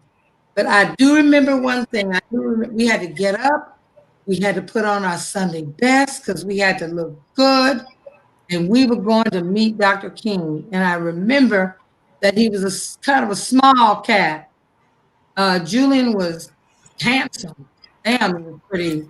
And I, from like about 5, I had a crush on him. He was gorgeous. But there was something about this man. There was something about his presence and the way he spoke that made you feel safe. That really did encourage you. That really did make you think that one day we can look at a man or a Black woman, a white person doesn't have to be afraid of us. And we don't have to be afraid of them. We have justified fear. Justified fear. There's been many, many conversations about what would have happened if Black people had converged on the White House the way they did on January 6th. We can guarantee you that there would have been a very, very different outcome. In this country, it seems that no matter how educated we are, how clean we are, how respectful we are, how decent we are, how educated and articulate We are. It doesn't make a difference. The only thing they could say about President Obama was Trump started out saying he wasn't born here because he didn't like his name. Barack Hussein Obama. So he started a bloodline. Georgia got it on the lawsuit. But you talk to Nathan Deal, Saxby Chambliss, or Johnny Isaacson about it, and they get very uncomfortable, and they run because they don't want to talk about it.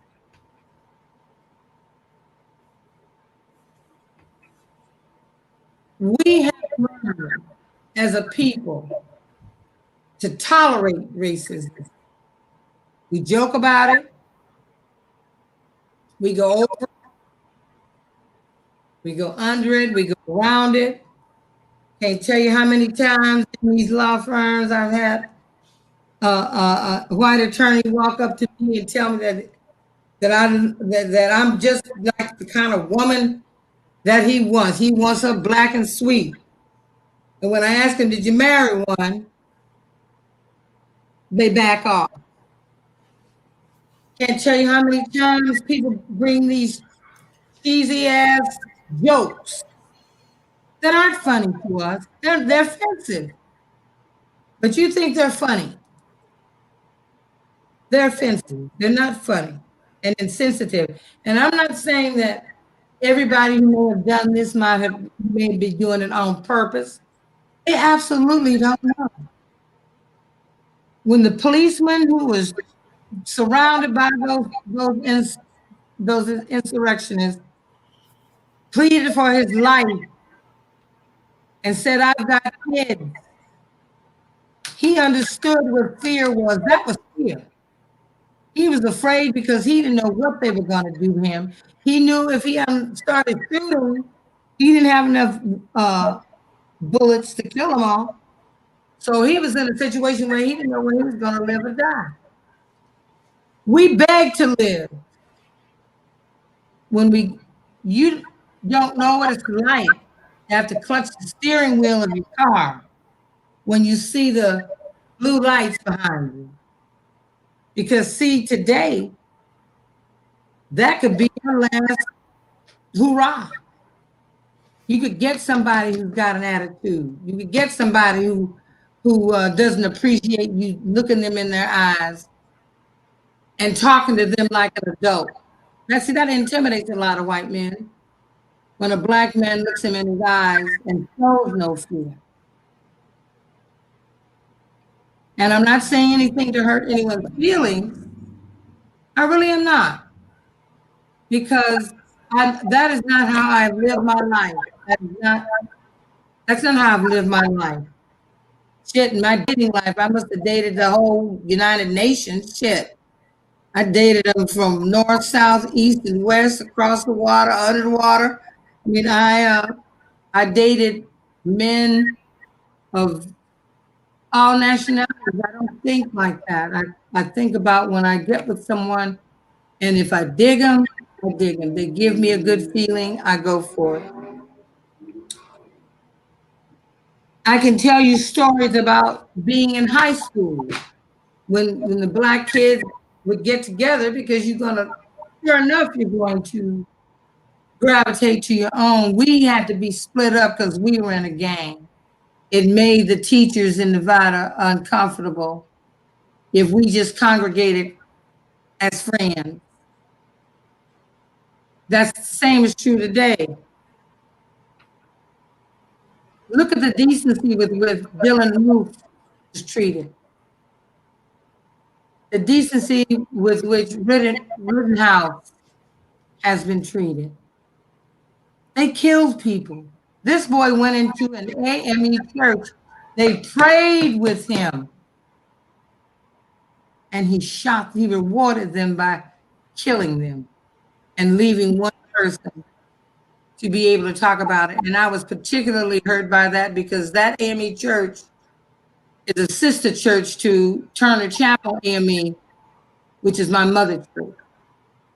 Some of those women were sorors, or some of the women in my church were very personal. So I said all of that to say that if our lives mattered at all, we wouldn't still be talking about race in the 21st century. What can you do about it once you're here? Okay, who was the lady that did the experiment with the brown eyes and the blue eyes? Jean, someone who tried to show that people are people and there is no difference. It's just the color of the eyes. People tend to want to find something about another person that they don't like. Any reason will do. Our hair has even become political. Back in the day, anchor women and people who were out in front were not allowed to wear braids or afros. We couldn't be African Americans. Somehow our straightened hair was less intimidating. And it's something we need to think about. America is a beautiful country, a mosaic. It's like this pretty piece of cloth I have here. Look at that. All the colors on the border. This is a beautiful mosaic. Everybody brings something to the table. But for some reason, the people that wanted to overthrow the election, the congressmen, the senators who are still holding on, want to discount us. They want to treat us as if nothing we do should matter. They all came from somewhere. They had relatives that sailed over.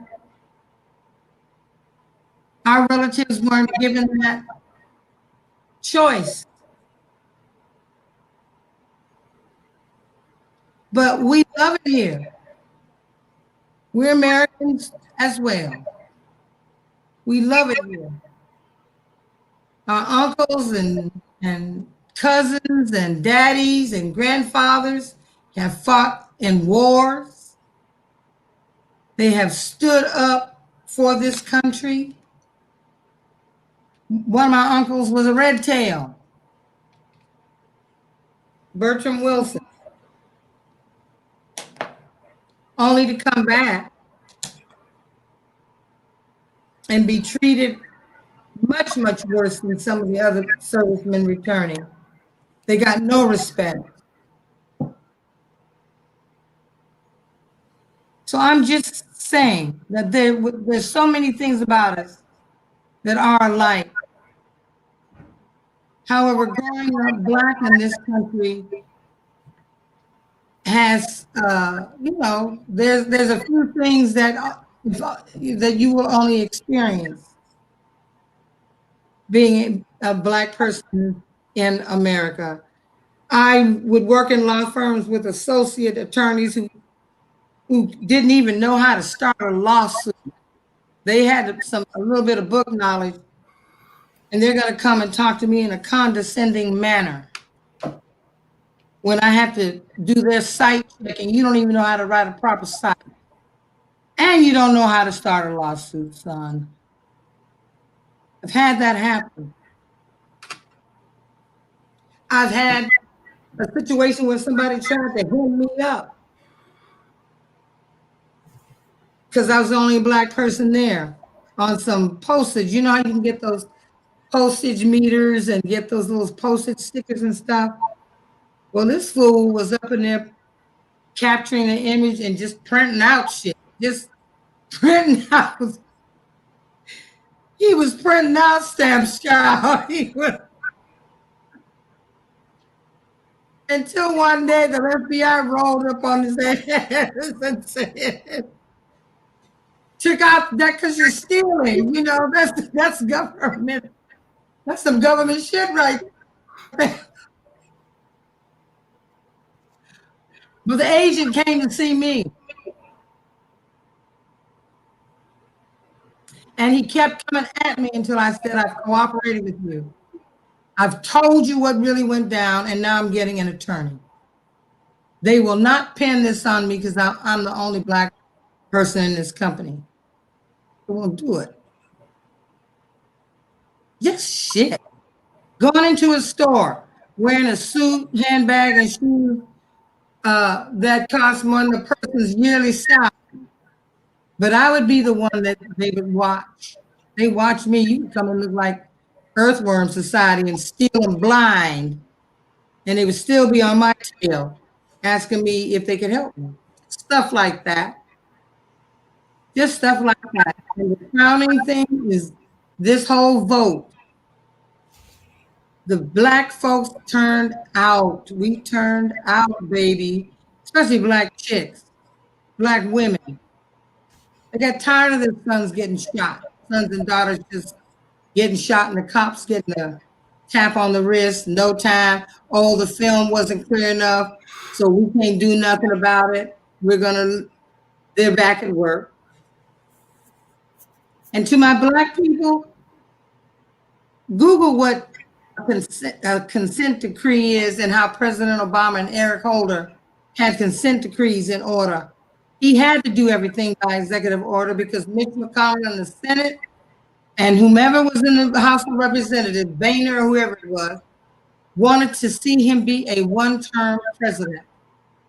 So for y'all about what he ain't did for you, Google it. I didn't say it was perfect, but take a look at what he did for you.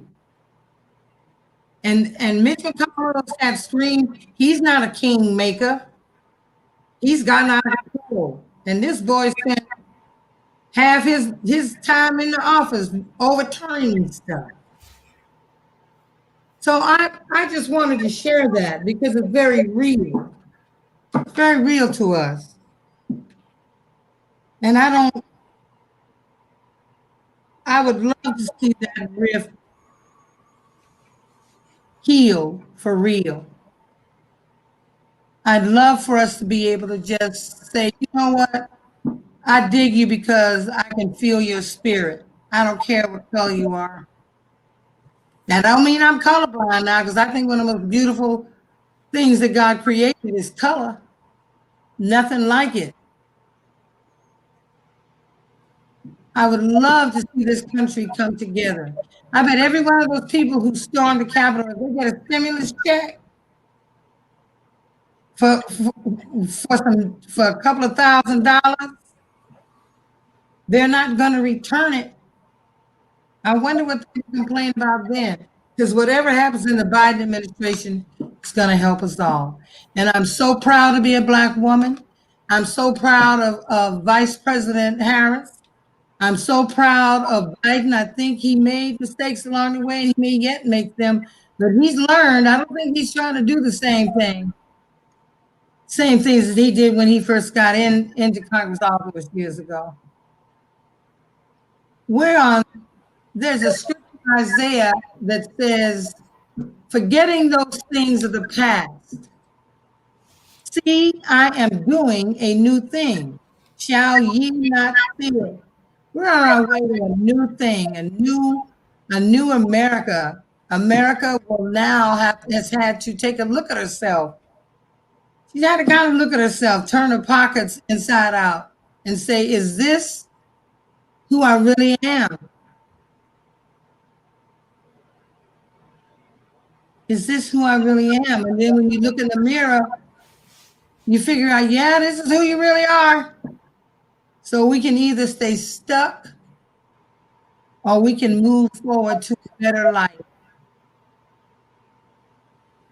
We can acknowledge that there are some real problems, that supremacists, terrorism, any of these groups that get together, that make it a point to want to come out and hurt and kill and steal and maim and torture, any of them have to be rooted out.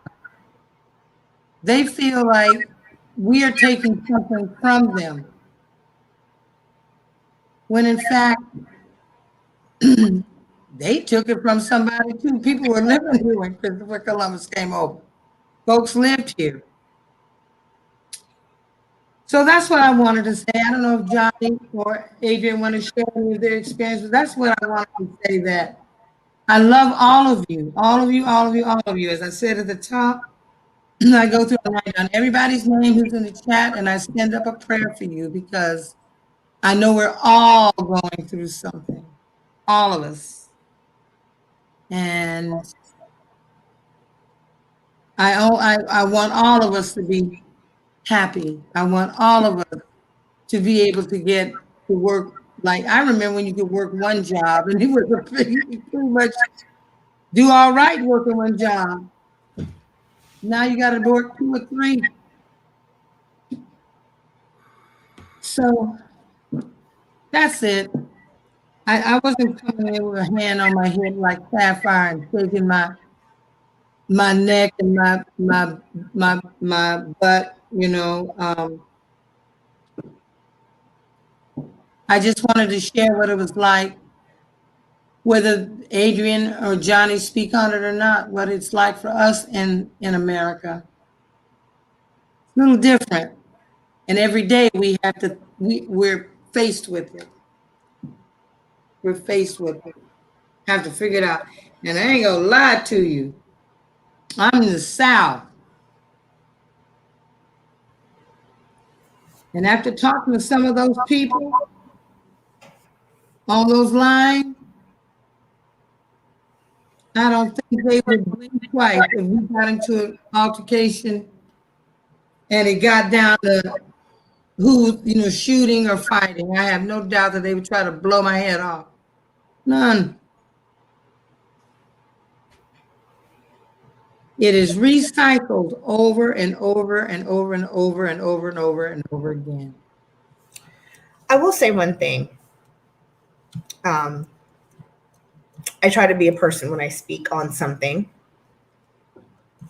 I don't like the sound of my own voice. So when I speak on something, I really want to add to the conversation. I want to be methodical. What is it that I want to say that is going to be impactful?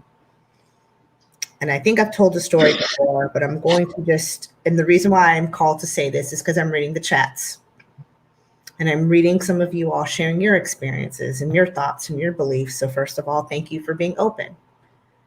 Thank you for some of you who have called out your own bias and your own coming to Jesus, as you will, on some of your privileges or some of your experiences of having to defend a coworker. And there's some who are still in the learning process. So thank you for that. Yes.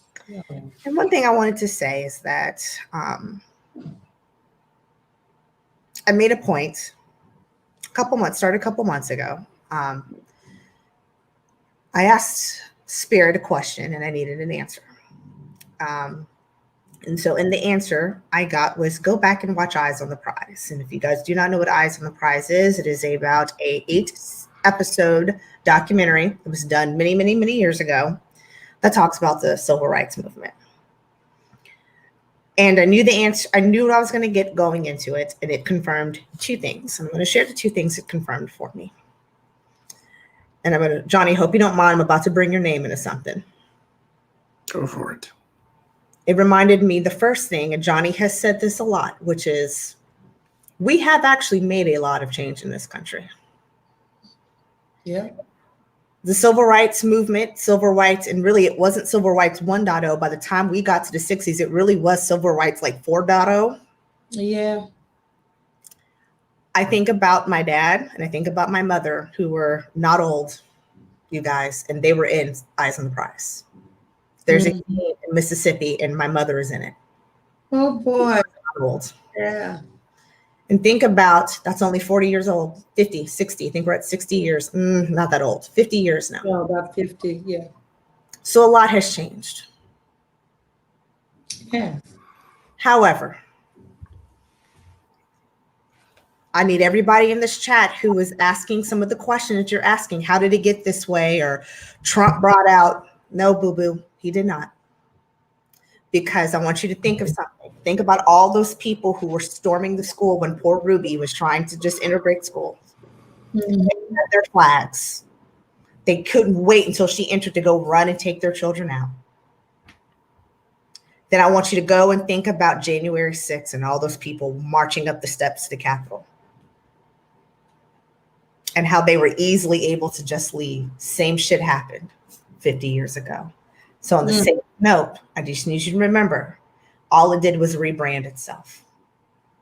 That's all it did. It wasn't, we're not calling them quite the KKK now. We're calling them the Boogaloo Boys. Mm-hmm. Instead of Ruby trying to go into school, we're trying to fight for equal rights for everybody. So please, I need you to just remember two things. I took a very deep breath and went, oh, it's the same shit, just greater taste, less filling. Okay, I'm cool. We're not going to die. We've been through this before. Nice. Okay. But then I also laughed because I went, we've been through this before. And so that's all I wanted to share. Yeah, thank you. You're right, Adrian. I will say that I always, when I first sort of paid more attention to politics and I would hear the phrase angry white voter, that is the thing that I don't want to say hate, but I hate it the most because you don't get to torment everybody else because you no longer get your way. Because yes, you can be angry because nothing is going your way, but I want you to notice the line is a lot longer than just you. Yep. There's a black man who's got 3 degrees who still can't get forward. There is a black woman raising children by herself who cannot get forward. There is a Mexican woman who was born in this country. The first time you see her, you don't think she speaks English and she doesn't belong here. And there's an Asian person that goes through. You're not the only person that stuff happens to. And so I get that you want to be angry because you can't work in a coal mine and your steel mining job is gone and Harley Davidson laid you off or whatever the case may be, that you think you are being put upon because all these others are getting ahead.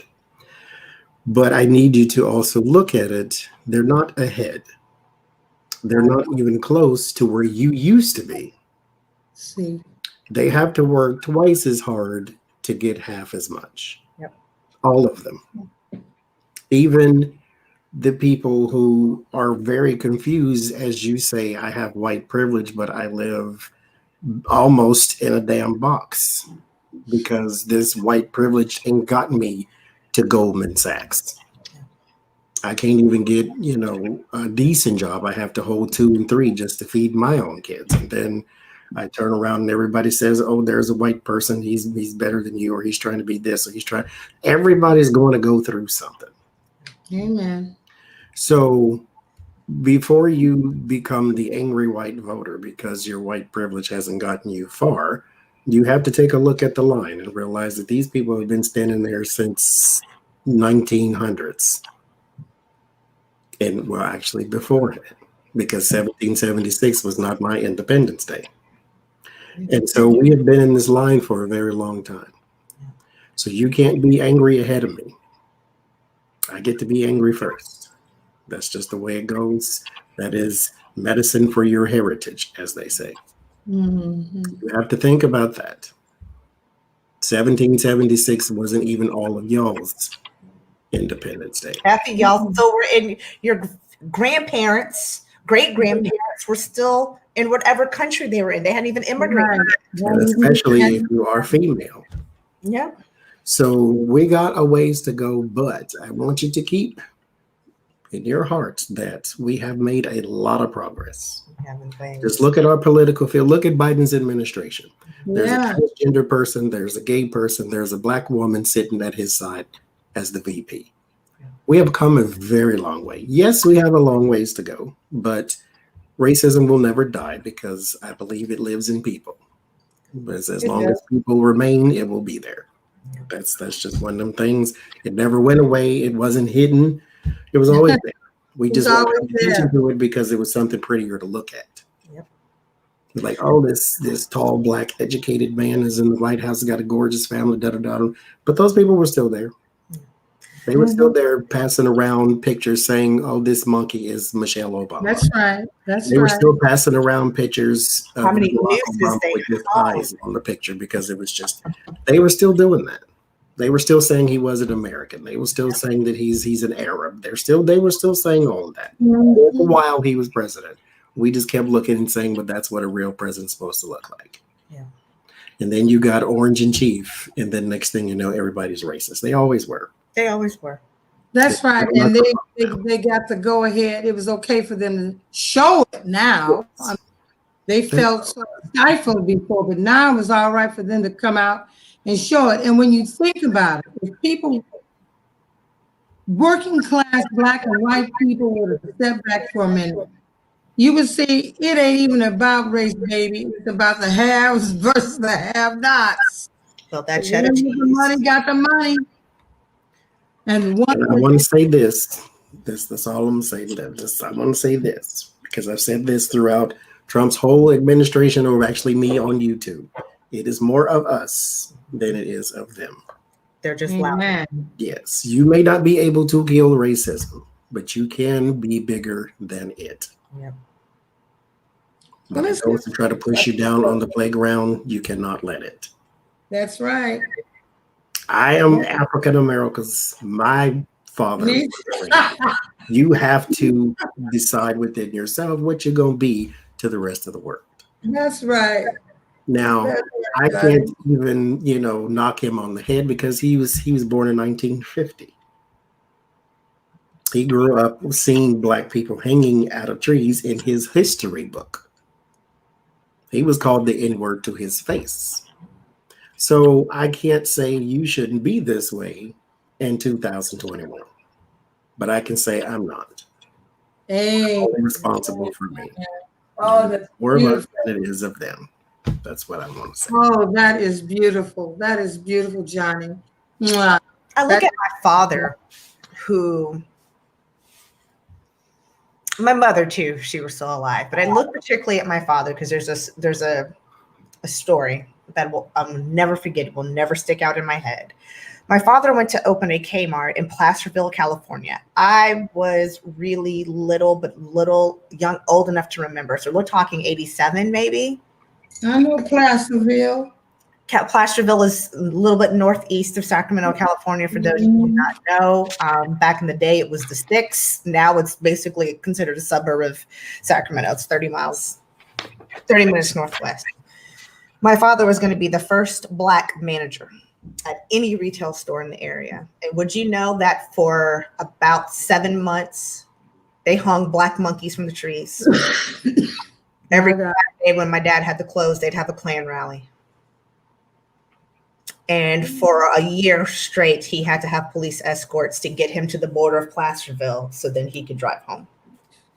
And that was in 1987. Not that far away. Not 47. Not 47, guys. 87. I was alive. I remember being scared. And to see that man, no hatred in his heart, beautiful human being, out there in these streets fighting for LGBTQ, Latinx, fighting for everybody. Mm-hmm. Look at the people who've paved the way, and if they can do it without the hatred and the bitterness in their heart, absolutely, that is really, in essence, like Johnny said, what this country is made out of, because there are more people like my father, that's right, like some of you in this chat, than there are of the others.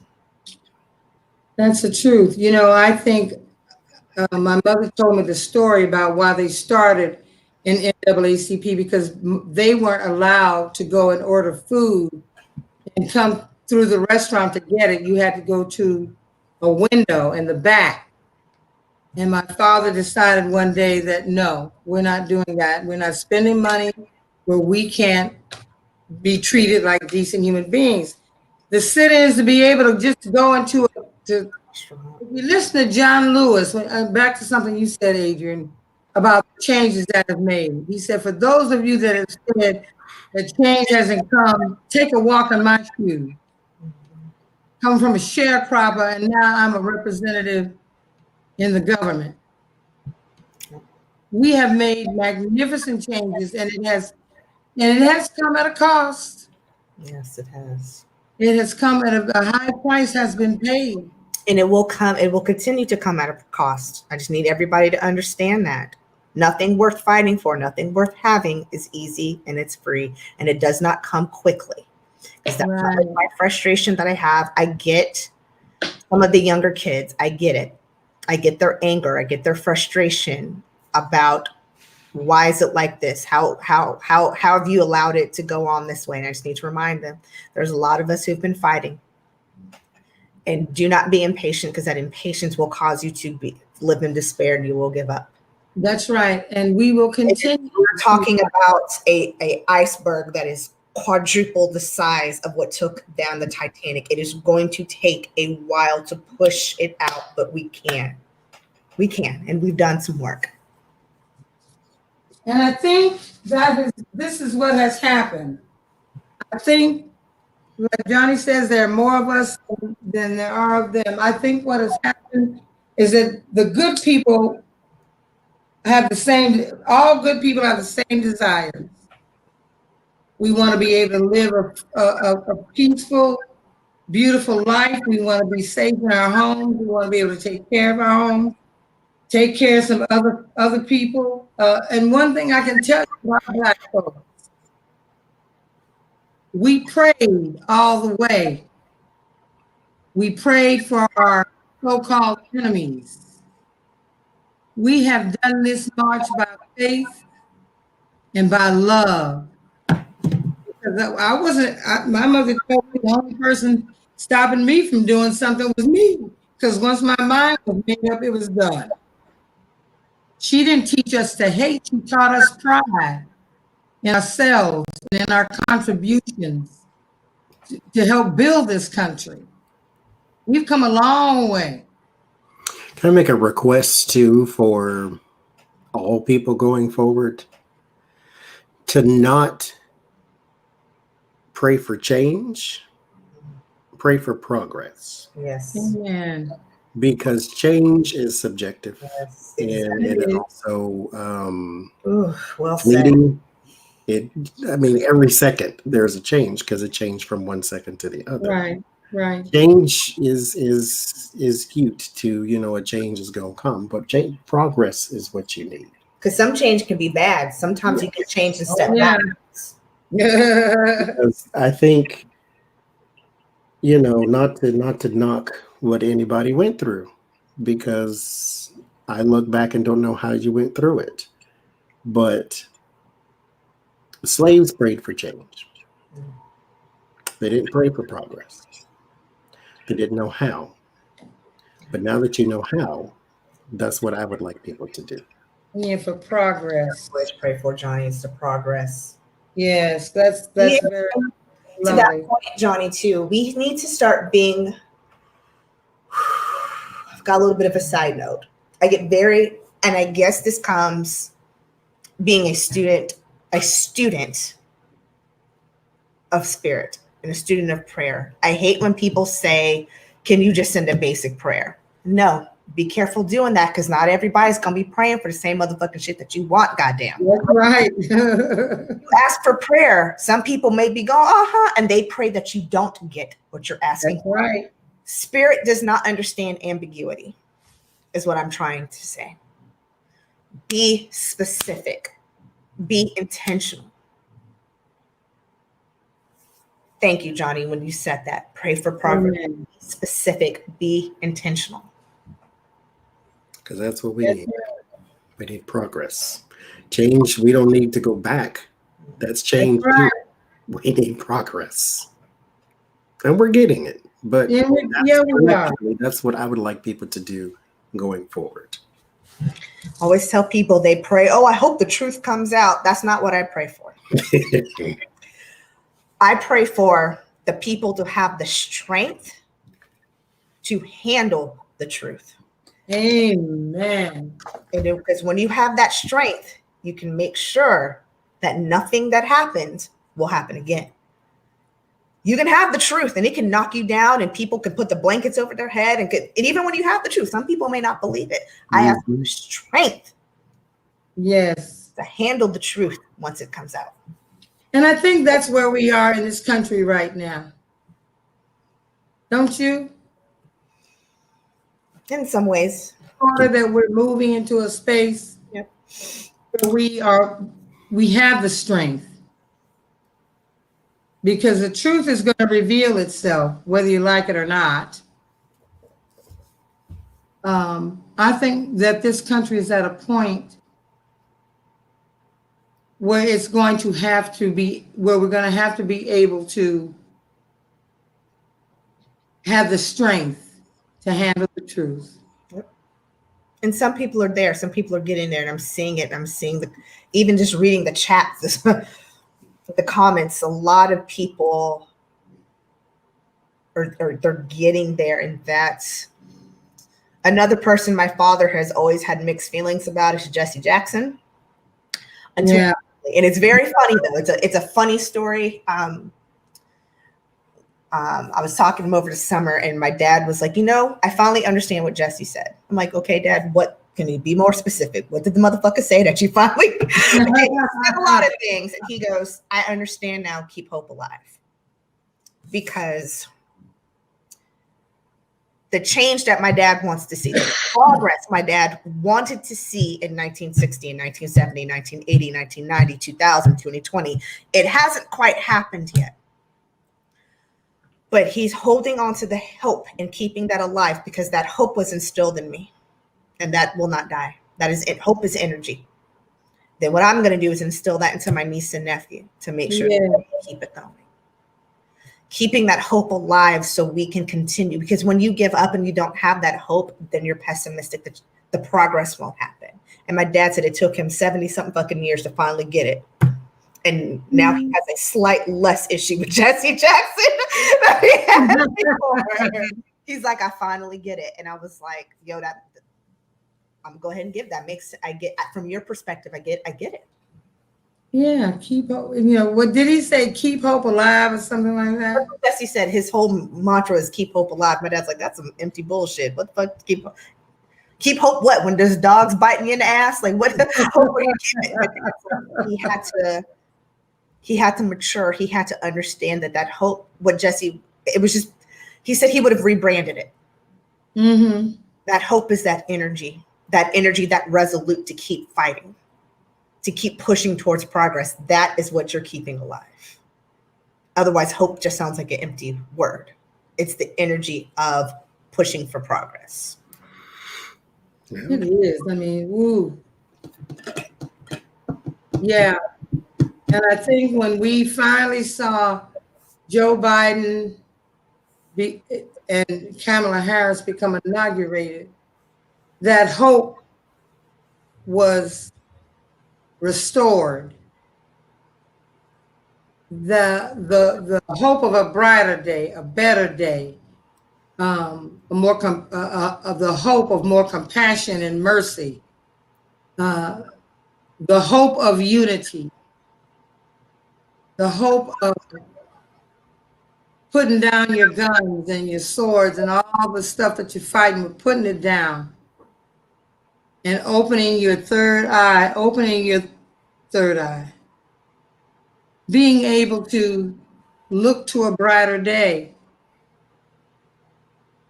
On election day, the sun was shining out here in Atlanta. People were smiling. People were relieved. I do not watch the news. I hate the news. I don't watch CNN, MSNBC, nothing. That day, I was glued to the TV. Well, not the TV, but to this. Yeah.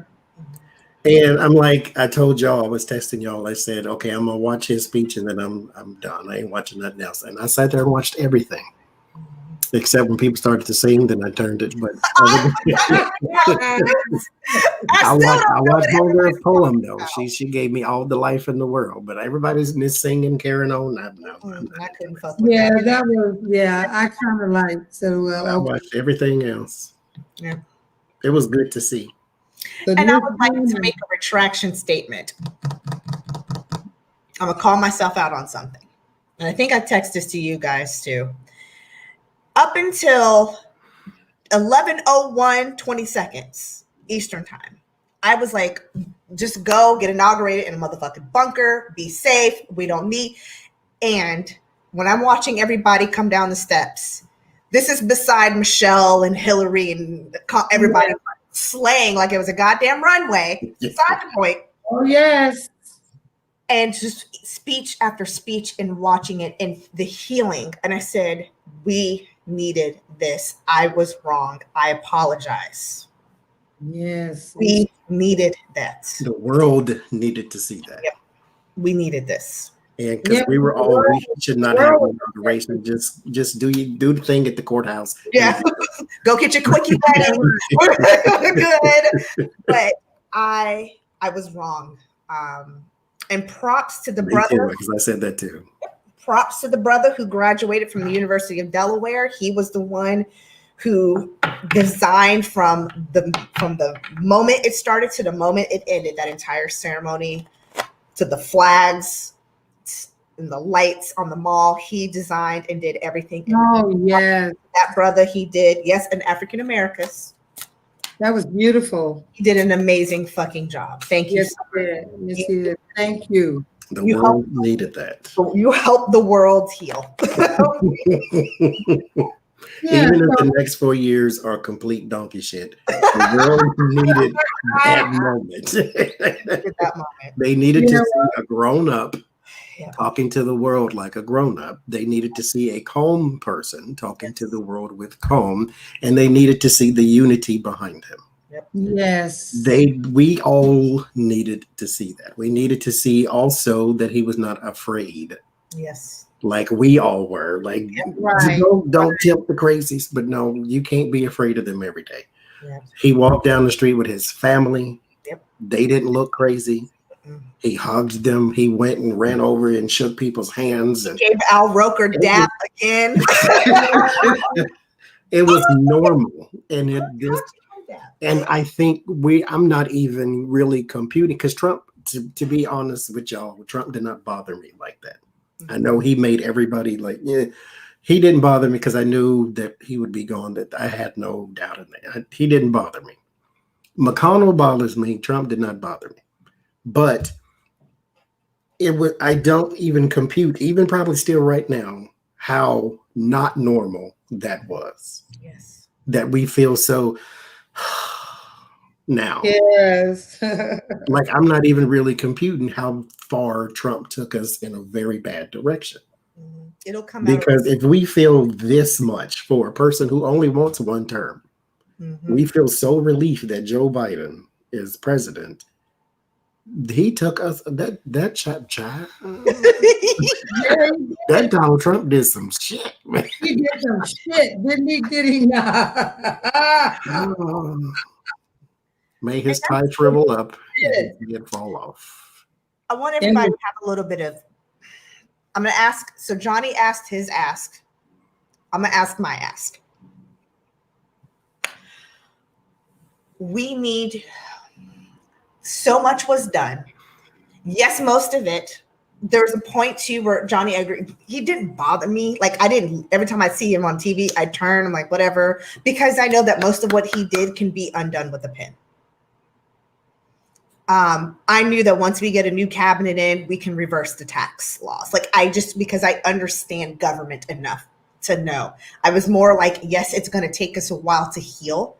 And that's the thing that I was the most concerned with. We are collectively going through our battered wives syndrome, and it's going to take us a minute. But here's what you need to understand. Being angry and being unfair is not the way to heal through this. Stop holding things, institutions, and people accountable for shit that they did not break. That's right. Including each other. We don't all heal at the same rate, you guys. That's right. The man hasn't even been in office for are we finally at 72 hours? Calm down. It took Obama really 6 fucking years to fix shit. Johnny, I think you and Jen said this exactly verbatim on your live the other night. It takes the Democratic president the full 2 terms to fix the shit that the Republican president did. Mm-hmm. You guys calm down. Have grace, because you're holding people accountable in a level of scrutiny that you would buckle under if it were you. That's right. It's just a time to have humility and graciousness. You can still hold people accountable, but have humility and graciousness. And that includes to our governments, all the way down to even some of our family members, and most importantly, ourselves. Mm-hmm. We are going to have to heal from this. And that's going to take a minute. Mm-hmm. So the next person I see coming on anybody's chat talking about he ain't done shit, suck my dick. Say that here for now.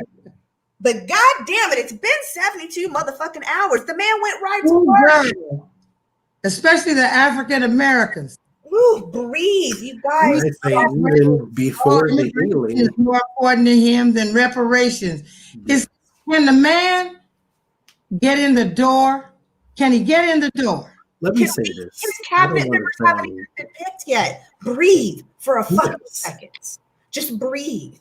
Let him stop the bleeding first. Thank you. Yeah. He's here for years. Stop the fucking bleeding. Let them attempt to stop the bleeding first. Mm-hmm. And he hit the ground running, signing executive orders, overturning all that old toxic bullshit that was in place. And when I was looking at some of the chat lines, and I said, black people, African Americans. He has been in the chair not 3 days. Will y'all just? It's not even blacks. I'm seeing a lot. Well, it's them and the reparations. They keep talking about Joe Biden should sign in my thing is, who are you going to get reparations from? Every white person does not come from a family that owns slaves. Mitch McConnell, okay, go get his money. But every white person doesn't come from a family that owns slaves, number one. Number two, where's the money coming from? Did they pass down some of that slave money? And let's be honest about this too. Black people sold black people into slavery. Everybody was not captured and caught. Let's talk about the great white hoax for just a second. This is a term, you can look it up. There's been many books written about it. It's a phrase coined from the Civil War, which is the great white hoax was, at the time it would be Democrats, convinced poor Southern whites to fight for the Confederacy when most of them motherfuckers couldn't even afford a cup of soup, yet alone to have a plantation with slaves, but yet convinced them to go die for that. That's the great white hoax. Yeah. But you believed so fiercely to lay down your life to keep slaves an institution when you couldn't even afford them yourself. I'd be like, bitch, what? Get out of here. And I'm finna die? Bitch, you know how bad a musket hurts? No, I'm good. I ain't have nothing to eat. I can barely pick up a stick, let alone a musket. I mean, I'm good. Yes, Monique. And you progressives, calm down. I know that ain't y'all pick. Y'all pick that moves everywhere. I didn't want to offend anybody in the chat. I was trying not to say it, but that's look, we've got you guys. Y'all got to calm down most. Bernie Sanders is not going to be president. I'm sorry. I like him too, but no. It's not, because I did a reading on this. It hasn't come out yet, but we're taking bets on when the Republican Party is going to crash. Shit, have we looked at ourselves? We're fractured and divided. Mm-hmm. Maybe we should pay attention to our own shit real quick instead of plotting on when somebody else is going to fall, because that's what they at least fight quietly. We bicker out in the open like a bad episode of Cops. Y'all calm down. We drag our own into Times Square. Look at it. Okay. So I just, you know.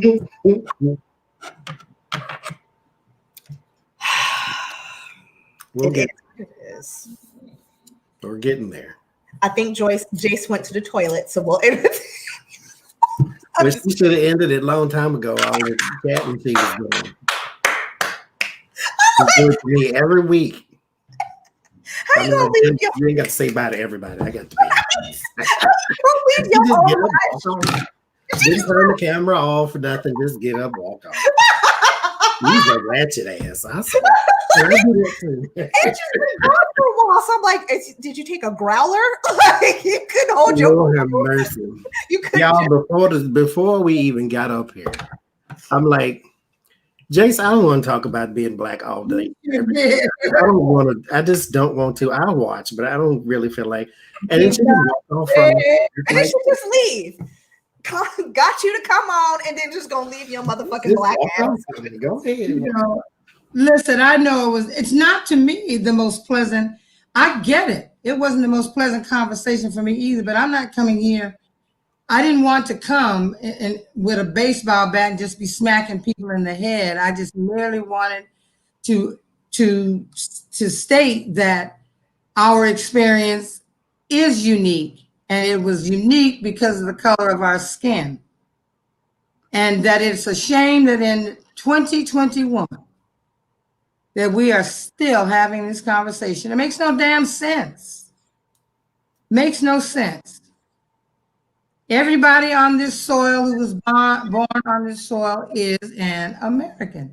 And when you were talking about progressives, I think AOC is smart. She's got great ideas, but I wish she would shut her ass up some. Just sit down, because Pelosi and Maxine Waters and those old battle axes that been up there for 1,000 years, they didn't get up there being stupid. They cracked that good old boy code. You know what I mean? Sit your ass over there and learn something, because you could be the Speaker of the House. But y'all still coming with this butthurt thing. It's generational. I think I just I make no qualms. I'm not going to apologize to anybody, but I can't stand millennials. And unfortunately, technically, depending on what age bracket you put me in, I'm a fucking millennial. And I rebuke that. Your name. On the name of God, Buddha, Muhammad, Krishna, all of them. I rebuke thee. However,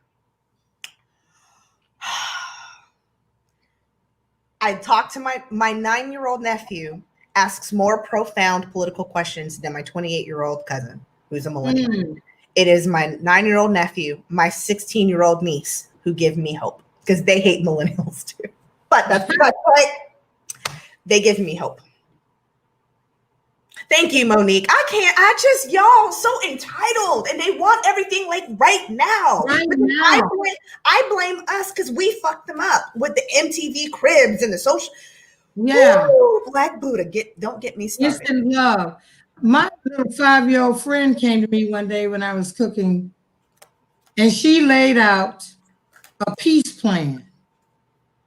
And it made so much damn sense. I said I should have taped it and make it go viral. She had been thinking about that thing. I just don't really care for people who don't think outward. Exactly. It's like, okay, I want this and I want this right now. Yeah. Okay, but 2 years from now, what are you going to do with that? Exactly. How is it going to benefit others around you too? Like, I get it. I want universal health care. I want everybody to get $1,000 a month for whatever you want. Okay, I get all your platforms from Andrew Yang to Bernie Sanders. I get all that. I'm a socialist. I think everybody should share. But when you go into Washington, something that existed before you, you are not going to change it overnight. Even if you have if you can get Bernie Sanders and Bernie Sanders clone in all of government, you are still not going to get everything you want. That's right. That's not how Washington works for nobody. And not to mention, it's not how the fucking world works. You don't walk into work and tell your boss, I don't feel like doing this shit today. And you just get away with it. Like, I want all that, but there's a way to get it, and we're not getting there. And I do get that with the corporate Democrats, and they care more about money than they do about us, but we have no choice. I get all that. I get it. But we're just not in that place. And you know what, Johnny? When and if the progressives do move forward, they're gonna need corporate money too. Yes, they will. They're gonna need corporate money, and then they're gonna justify it. They're gonna figure, Can I crack on millennials one more time? Yeah, Okay. one more time. 2 more times. I love my stylist. She is the sweetest little thing ever. And really, for her very young age, I always forget that she's only 22 because sometimes it is. I'm talking to a 42-year-old. Like I'm talking to my peer, and I have to remind. Then she'll say something stupid. And I'll go, "Did you?" And I'm like, "Oh my God, you're 22, of course." But she's still a millennial. And here's why I'm about to crack on her ass. This heifer told me, so she's fully established, licensed, everything. And she's like, I'm like, so sweetie, what's your plan? Are you going, because you can't keep washing my hair in your mama's sink. Like, what are you gonna go get to a salon? And she says, and I quote, well, I have a really hard time being on a schedule and working for people. And I would have to do that if I went to a salon. And so I think I'm just gonna, and I'm like, so you have a hard time being an adult. Right. Okay. You want me to trust my SSI healthcare all to these little To you? Please. No. No. You literally don't understand the concept of being an adult, but yet you want to have a place at the table just because you think you deserve it because you're alive. Okay. I'm done. That's my last. I have one more thing to say about millennials too. I remember telling y'all the story about a young Lyft driver telling me that protesting wasn't working, voting wasn't working, that we need to come up with a new plan. I said, well, what's the plan? Mm-hmm. Crickets. You can't identify a plan because you don't have one. You would know a plan if it hit you sideways. If you smack dab, slapped you upside your head. So until you can devise a plan and one that makes sense, shut the fuck up.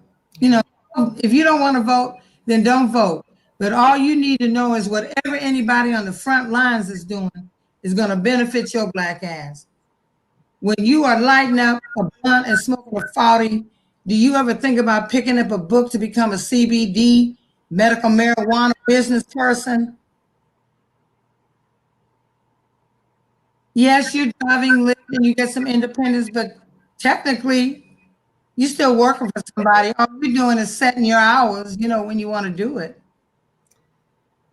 I don't think I think there's a detachment from that, understanding that reality. That there is.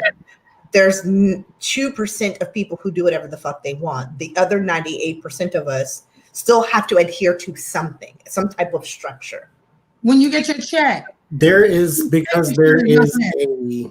a vision of the end, but not the work in between. Exactly. Yep. I know what I want it to look like, but I have absolutely no idea how to get there. So that's kind of what we built, though, because I can go and get whatever I want in the world, and I can go and vote for that person because they told me what they were going to do, but I never think about what it is they're going to have to go through to get there. Mm-hmm. Oh, you said you're going to give me a $1,400 stimulus check. Okay, then give it to me. But what about all of the phone calls he has to make? What about all of the hours he has to put in? What about all the people he has to talk to that don't want it, that are on his side? Yep. So there's a process, and we forget the process because we're instant results people. Mm-hmm. That's it. That's what has happened. We want it now, instantly, like instant noodles. We want instant love. We want instant money. We want instant fame. In Atlanta, I don't know how many people I've met who are actually working jobs or will have a career in something else because they all want to be rappers. Oh yeah, I'm in the music business. Mm-hmm. Yeah. You got your joint out? I mean, is it paying? Well, no, I'm just go get a gig. I've been in the business a long time, and it's almost like feast or famine.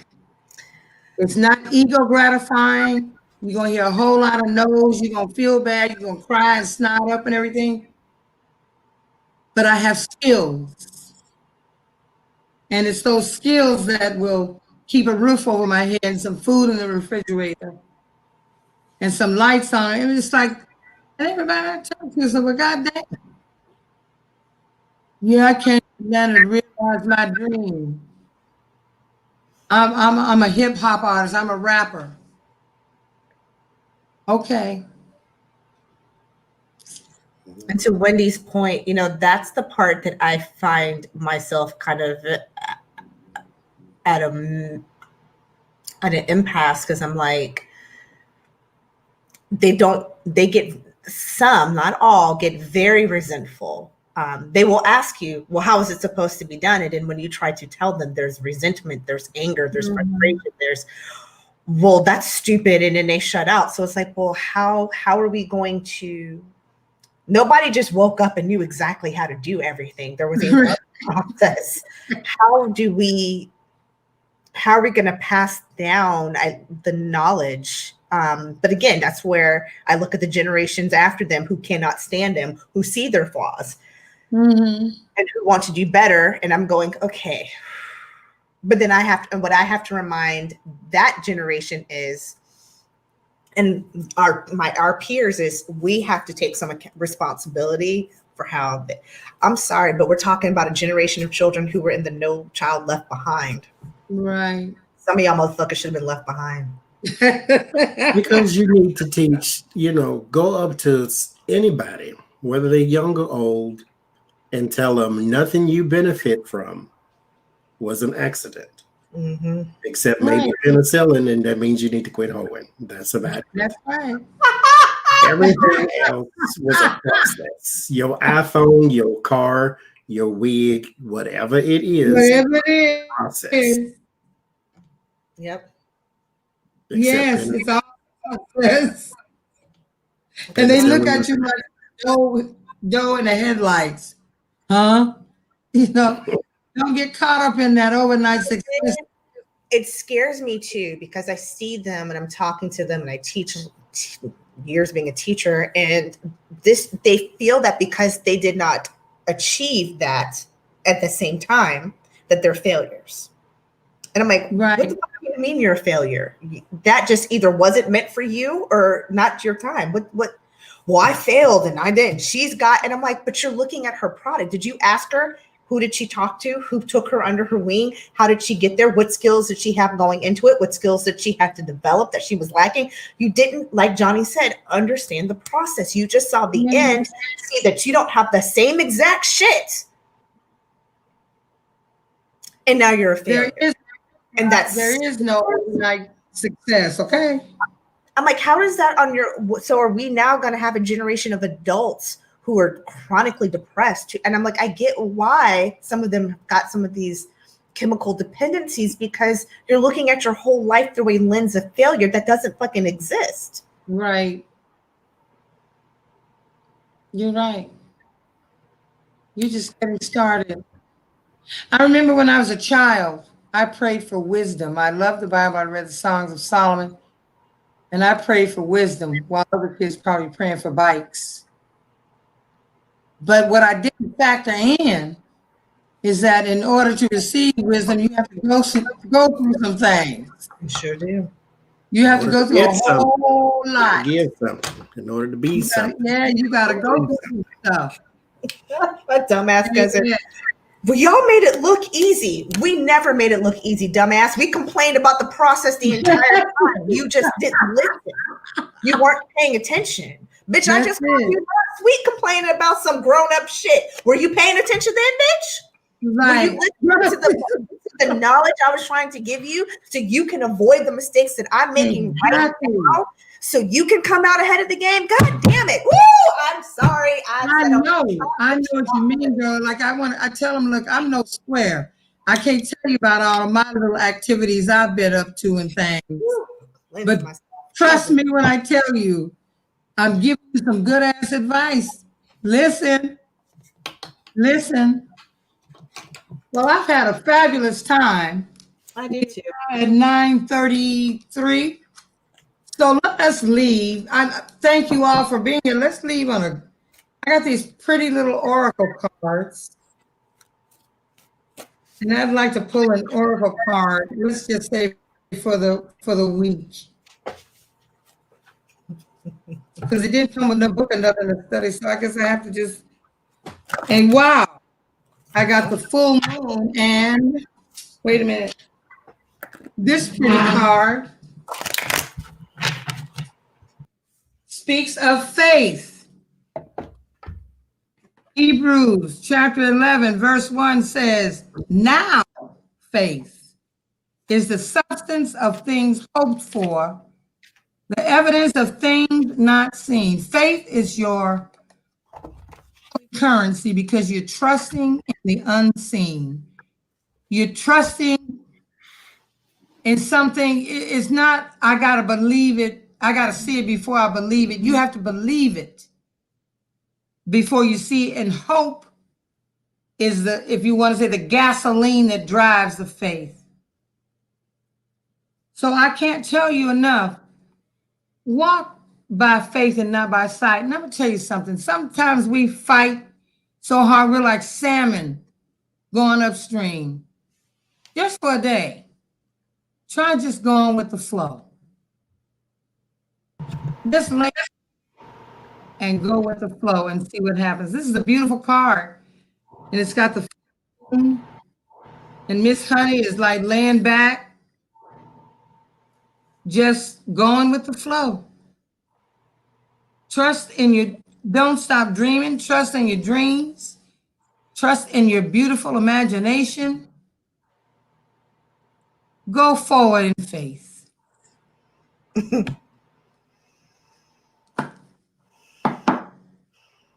What you got, Johnny? A reiteration of my message. It is more of us than it is of them. This card is to the sea. This means be a part of something bigger. Woo. Be a part of something bigger for something greater. Oof. There's more of us than it is of them. Amen. We can do this. Amen. Mashallah Allah. Goddamn.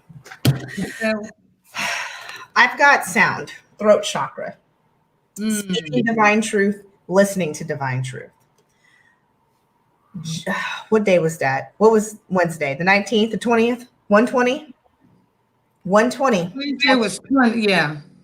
There was a beautiful sound that was broadcasted to the world when Kamala Harris corrected Sotomayor when she said Kamala, and she said, no, I Kamala D. Harris, goddamn. Yes, yes. You.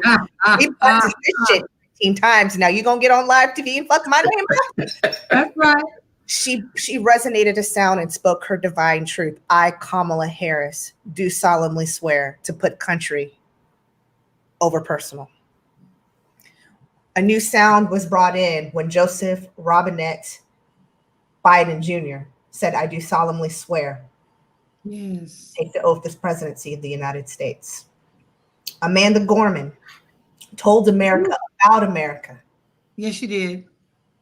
And resonated a sound, put out a sound, a vibration that was so healing that it broadcasted throughout the world. Yes. Sound is vibration. You may not always hear it, but you'll feel it. Focus on the good vibration. Your throat chakra, your ears need to hear vibration that is of higher frequency. And we got that Wednesday. Let's keep it going. Let's keep it going. Wow. That was word. That was word, y'all. That was word. For real. Let's keep it going. Let's roll up our sleeves and do the work because we worked hard these last 4.5, 5, however many years, feel like a century. We worked hard to get this thing to come to pass, and it ain't over yet. I'm saying we got a lot. With that, with those beautiful messages, I want to bid you all a wonderful night, sweet slumber, and we will be back on. I think it's the 6th actually. Okay, man, we're already almost in February. How about that? Good grief. Time waits for no one. So Time flies when you're wading through shit. We will see you, let's see. January 6th. January. 7 o'clock p.m. Eastern Standard Time. We will see y'all actually on. Will we be on your channel first, Adrian? Me, you, and Jace. Yes, we will on the 5th. That Friday evening, doing our monthly horoscopes and tarots.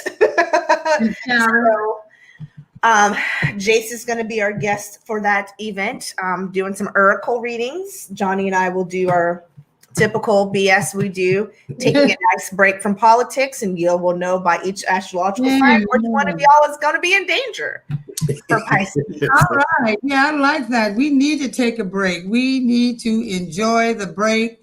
We need to enjoy the not that thing that says breaking news every day.